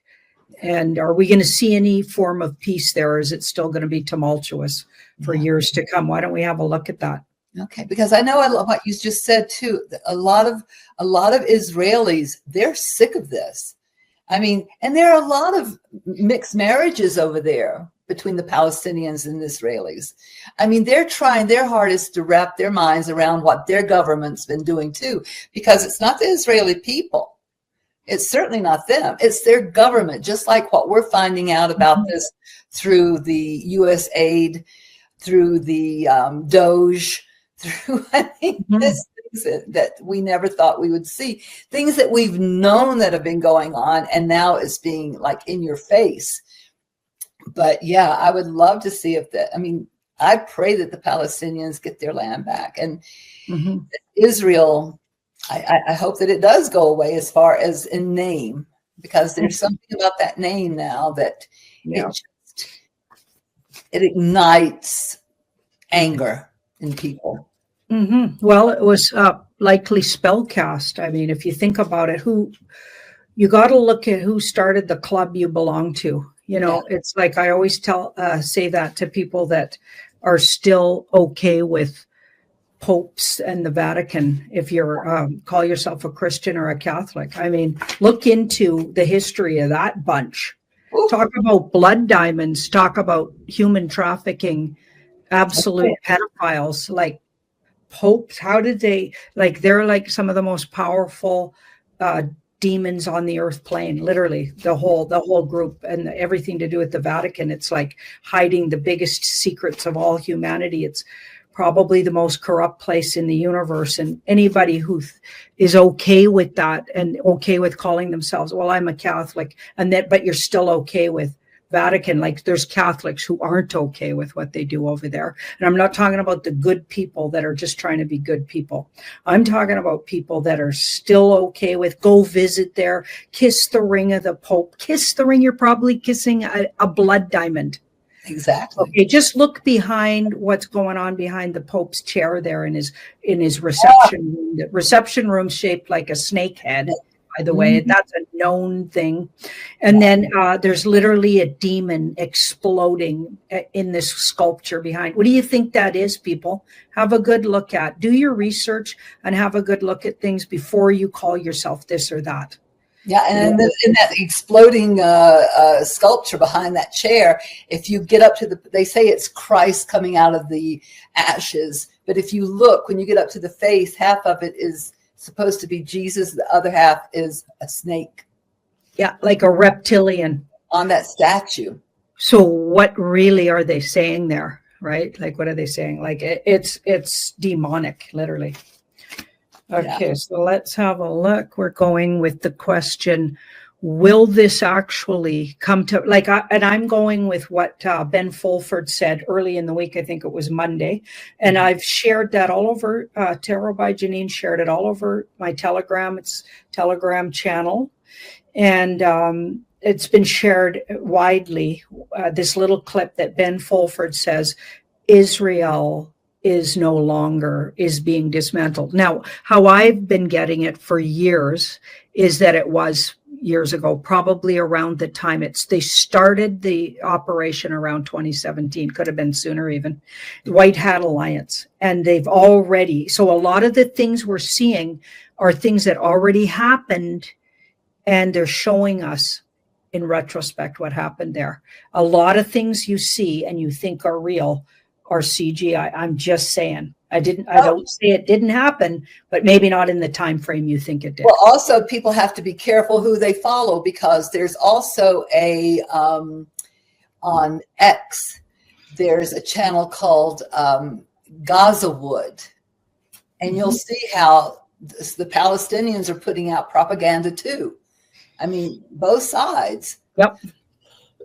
And this one, I mean, as Gaza Wood, they show how they, make people up to look like their eyes are falling out and their bodies are blowing up and everything. And then they're kind of like, waving and smoking a cigarette afterwards. So you kind of have to know what you're looking at and where it's coming from and what the history is behind it to really, and then you can you can judge what you're seeing, not just have a knee-jerk reaction, right? Thing. So, and also my philosophy, and it's been for a really long time. I read cards for a huge clientele for 35 years daily. Like, I was a 6-day-a-week card reader. Put my kids through school as a single parent reading cards. That was my income. That's my livelihood. So I'm not just a part-time. I did this for years and years. And what I saw was that the most important thing your higher self wants you to remember is there's no victims. Okay, you can be victimized by situations, but to continue to treat someone as a victim, okay, so it might sound a little brutal, but it's disempowering, okay? You need to, obviously we need to stop what this Israeli government and this Zionist government, this fake Jewish government, I'm going to call them fake Jewish people. Okay, what they've been doing, okay, has to be outed, but to continue to assume there are victims after that, like, you have to just move forward and every single day trust that they can walk themselves into a better place for themselves. Like, always putting them in the victim place is, I just reminding people, it's not actually empowering to them. There's no honor in victimization. And what you're saying too, in fact, my best friend in Atlanta, she is a Hasidic Jew. And it's funny because I tell her things that says in the Bible, because I've studied all of the different religions and their books and everything. And of course, she has no idea what the New Testament says. But if you go into the Revelation book of the New Testament, which is the last book, Jesus says the fake Jews from the synagogue of Satan. And that's what we're talking about here. That's what we're talking about here. So for the Christians out there, you can take that one and chew on it a little bit, so it's, and also she told me one time, she'd had a couple of drinks, and she told me, she said, well, the only reason Israel exists in the Middle East, don't you? And I said, why don't you tell me? And she said, because the Rothschilds needed a military base there. And that's it. And that's exactly what that Rothschilds clip I was referring to says. The guy blatantly says, we created it. Mm-hmm. It's to our advantage. And it was also a money laundering place. And head of the snake, they hide a lot of their activities there. And then they create all of the Semitistic kind of, and I don't know if I said that word right, but like they make it, have made it really hard for you to dare speak against anything they're doing there, hiding behind, again, the Jewish name. But it doesn't even have to be, I've been around them long enough that I used to get away with saying the most outrageous things to them because they were just like, oh, because I told them one time, I'm the goy you have to deal with because I'm not afraid of your stuff. And that's the thing is you can't say, I don't like that color of blouse you're wearing. Well, that's because you're an anti-Semite. I don't like this. You can't say, unless you bow down and kiss the ring of Israel, anything, I don't care how innocent it is, if you say anything negative towards Jews or Judaism or Israel, you're an anti-Semite. So it's very easy to be an anti-Semite. And I told my director one time, I told him, I said, why do you keep using that? You've lost that word has lost the meaning. Has no more meaning to it. No one cares. Nobody cares. Semite. Get over it, everybody. Nobody cares. You're going to be called an anti-Semite, so just get over it, and that's the thing. Yeah. When I first started doing videos and I was really new at it, and I wasn't very good at it at first. Well, I was good at the reading part, but I wasn't very learned about it. I didn't go down the rabbit holes. And I was talking about things I knew nothing about. Although going in blind can be good sometimes, but sometimes I really flopped on my face and, ate a lot of crow back in the day. And a lot of people can remember those times. But I'm happy to, I grew and learned, and my cards taught me, my intuition taught me as I went, which is always how I work, right? I'm just a human trying to do my best. But I remember saying the word Zionist in a derogatory way in one of and it was just me channeling stuff. I was just blah, blah. Mm-hmm. And it's not something I think about a lot, but I remember it came out my mouth, and I remember getting so many, and this was 6 years ago when I first started. So getting a whole bunch of people telling me, oh, don't say that. You're gonna get a knock on the door. Be careful. Oh my goodness. Right. I got so many, and now nobody bats an eye. And so I'm actually happy about that, because their little plan to make it impossible to point out their that heinous acts and crimes against humanity that these people have been up to is not going to work going forward. It's on notice, buddies, and the dog agrees. Cedric agrees. But here's that reading. Sorry, go ahead. No, I mean, it's true, because it's when you overuse something so much, that you're a Hitler. If Trump is a Hitler must have been a pretty damn nice guy. That's all I can say. Anytime you see anybody, being diminished to the point of they can't breathe without their Hitler. Well, now we're finding out things about Hitler we didn't know before. Yep. Pretty interesting. Yeah. People need to. That's going to shock everybody. Stuff we're just the tip of the iceberg of stuff. Oh, yeah. Nothing we thought was true is true. We've been lied to completely pillaged, raped, pillaged, lied to, absolutely. And so take it all down. That's 2025. The Tower overviewed 2025 when I did a big look for the year. All systems down that were not built on a firm foundation. Okay, so all officialdom's coming down. It's going to be a mess. Okay, we're going to have to rebuild. A lot of us already started. So you're going to need to be strong, agile, mentally agile. If you're not physically strong and agile, because not all of us are physically strong and agile, but you at least need to be mentally strong and agile. You can't get offended easily. We're going to be duking out all kinds of ideas, and we're going to need to come together. The people that want to change the world for the better, they're going to need to all come together and stop putting each other in categories and really recognize who's your real enemy and who's been doing this. Stop it now. You're coming down. Exactly. The thing is, everyone's got to kind of like wipe their minds, because everything we've learned about, I don't care what it is. And, I turned 71 yesterday, so I've lived a lot of history. So it's a lot of stuff I know just because it's been my path this lifetime. I just want people to, like you said, stop categorizing people, stop putting people in boxes. We're all free human beings living on this, whatever shape it is, thing spinning around in space or whatever.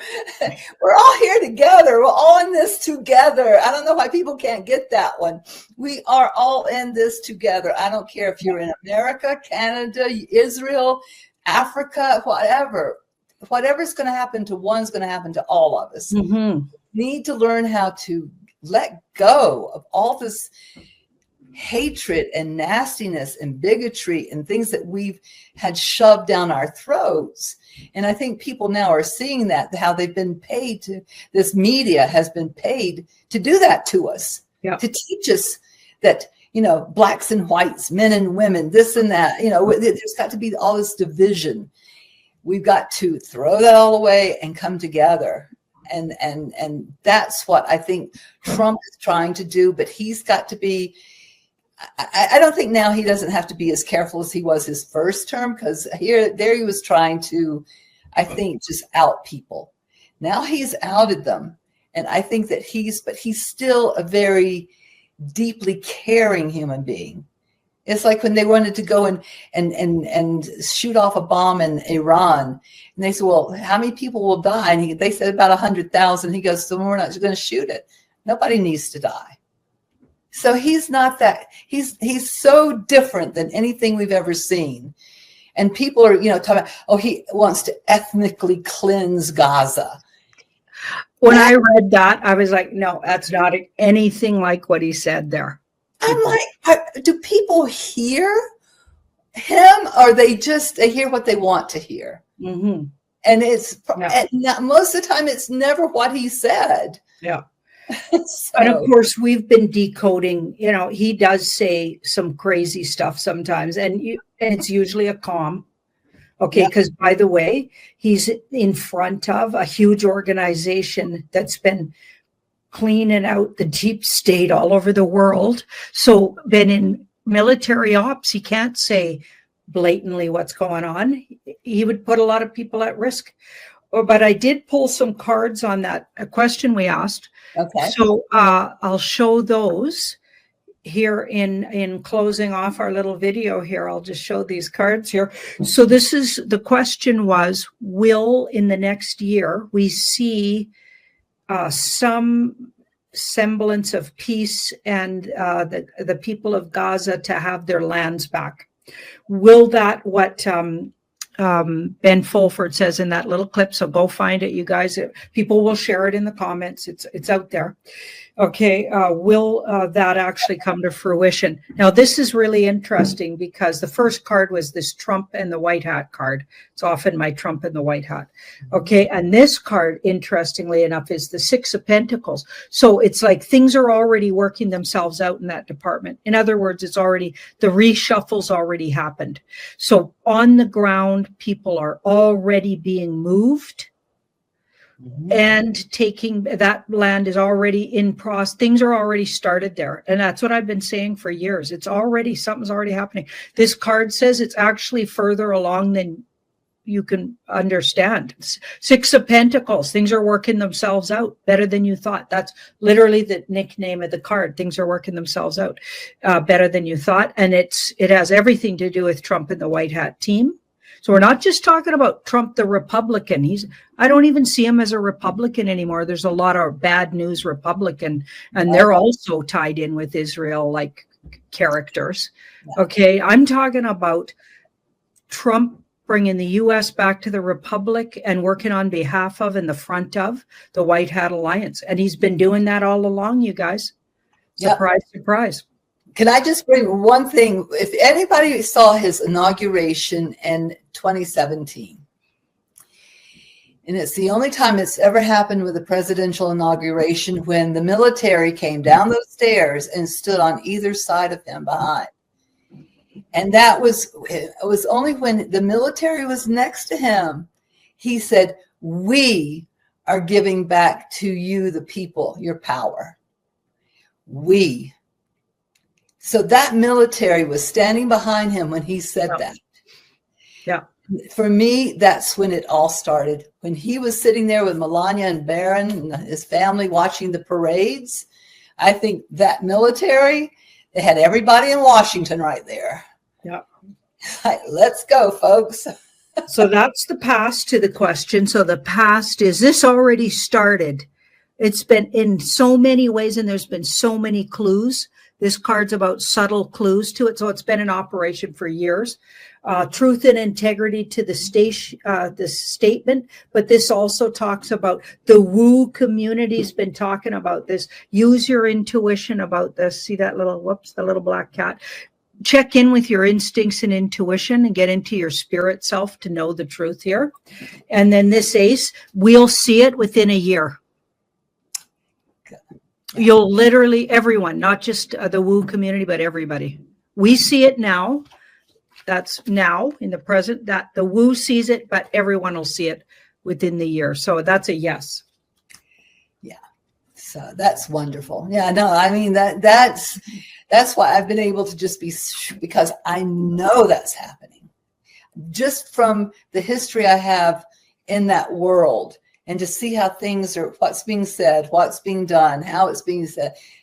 It's definitely being done. And I'm glad you said within the year, because I feel like, I told Martin yesterday, I said, I feel like we're going to be, by this time, by my next birthday, we're going to be seeing a world that doesn't look anything like what we're seeing today. Awesome. And you just had a birthday, so happy birthday to you, Brenda. Thank you. Thank you. Awesome. Okay. Well, I'm going to say goodbye, and thank you so much for joining us, shedding some light on this subject. I know everyone's wondering about it, so it was wonderful for you to share your knowledge, and thanks again. Oh, you're welcome. I hope I was able to help. Oh, yeah, you were. Thanks, Brenda. Thanks. Bye-bye. Bye-bye. Tôi không đùa với cô nữa. Ngày mai tôi lập tức đi tìm Mã Ngang bái kết nghĩa. Hẳn không ai có thể huyên thuyên chuyện huynh muội vì mạng sống mà náo thân cùng một chỗ chứ. Mã Liên Nhi thấy y sắp quay người bỏ đi thì phát hoảng, nàng vội vã phóng tới ngăn y, rồi lao vào lòng ôm lấy y hờn mắng. Cả nồi đám hôi hôi tới cả muội không cho hay đi. Dương cuống lên vội vã kêu: mau bỏ tay ra, để người ta trông thấy thì còn ra thể thống gì. Mã Liên Nhi càng ôm cứng lấy y không chịu buông. Khuôn mặt ngọc còn chưa khô nệ, hé một nụ cười lấy lòng. Kẻ có danh tiết không biết giữ làm muội, kẻ đáng bị người ta nhổ nước bọt thì hết cũng là muội. Hết thảy muội đều không sợ, huynh sợ cái gì chứ? Dương đang nghẹn họng lắp bắp nói: là tôi lo cho cô thôi. Mã Liên Nhi chợt đào đôi mắt trong veo quyến rũ. Chàng vẫn có thể cưới, thiếp còn chưa gả. Muội mới là người không sợ kẻ khác nói lời đàm tiếu. Trong ánh mắt nói lên một tia khinh miệt và oán hận kỳ lạ. Nàng bỗng nhiên căm giận thốt lên một câu tục ngữ. Nghe tiếng dế kêu mà không trồng trọt. Dương Lăng đứng chờ ra đấy giờ cười. Mã Liên Nhi nở một nụ cười xinh đẹp, hai tay vẫn ôm lấy cổ Dương Lăng say sưa nói: từ sau đêm ấy, muội đã rất nhớ vòng tay của huynh, nhớ đến những câu chuyện xưa vừa dễ sợ lại hấp dẫn mà huynh kể trong buổi nghe. Huynh biết không, bắt đầu sau cái đêm ấy, muội đã không thể nào xa cách huynh được nữa. Lời của nàng thực sự thốt lên từ đáy lòng, ngữ khí hết sức chân thành. Đáng tiếc, khuôn mặt trời sinh đoan chính của nàng vốn chứa sức mê hoặc của loài yêu tinh. Chỉ là vì tuổi tác hãy còn nhỏ, còn chưa hiện quá rõ. Lúc này hình ảnh một thiếu nữ mơ mộng trong tình yêu, vẻ mặt nhu mì, má đỏ hay hay, bất kể có tình cảm chân thành và nồng nàn như thế nào, cũng vẫn mang vẻ yêu kiều đậm đơn, dường như đang cố ý quyến rũ người. Thấy vẻ mặt khó xử của Dương Lăng, nàng danh mãnh nói: Huy thật muốn kết bái với đại ca muội à? Thực sự muốn làm thân ca của muội. Đôi mắt lấp lánh đen nháy đó, cháy ngầm như ngọn lửa, bỗng như thẹn thùng rũ xuống, miệng khẽ ngâm một bài hát. Củi khô lửa cháy, nấu nên cơm ngon ý à? Nghĩa huynh nghĩa muội càng thanh thang.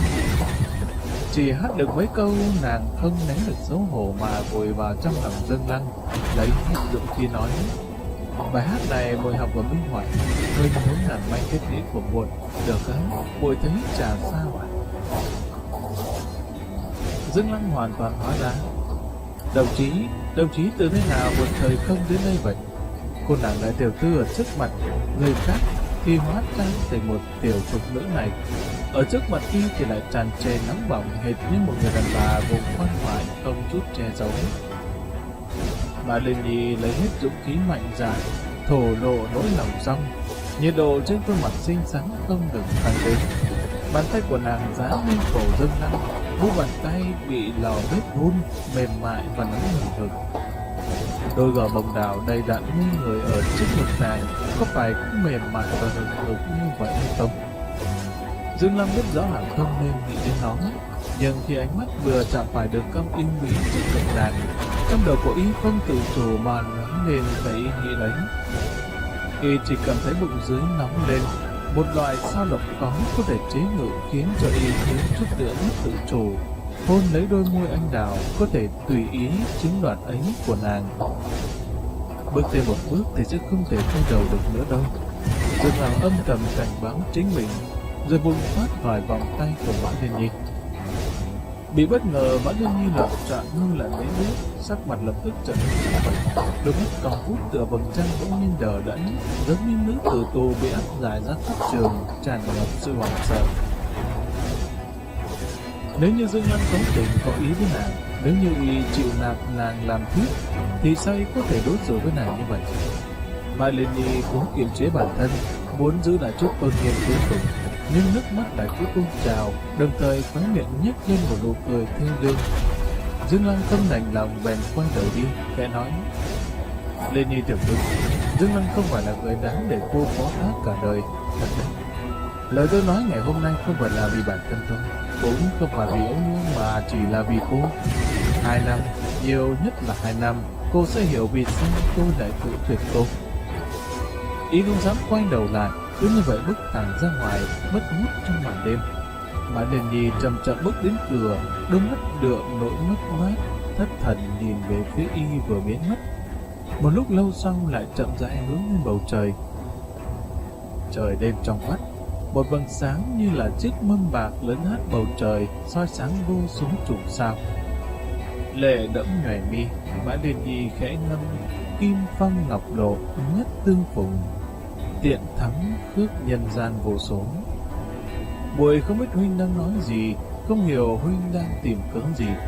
Có lẽ đối với huynh, ở chung với nhau đêm đó không đáng là gì, nhưng mà huynh có biết với muội đó lại là hạnh phúc mà suốt cuộc đời muội cũng khó có thể quên.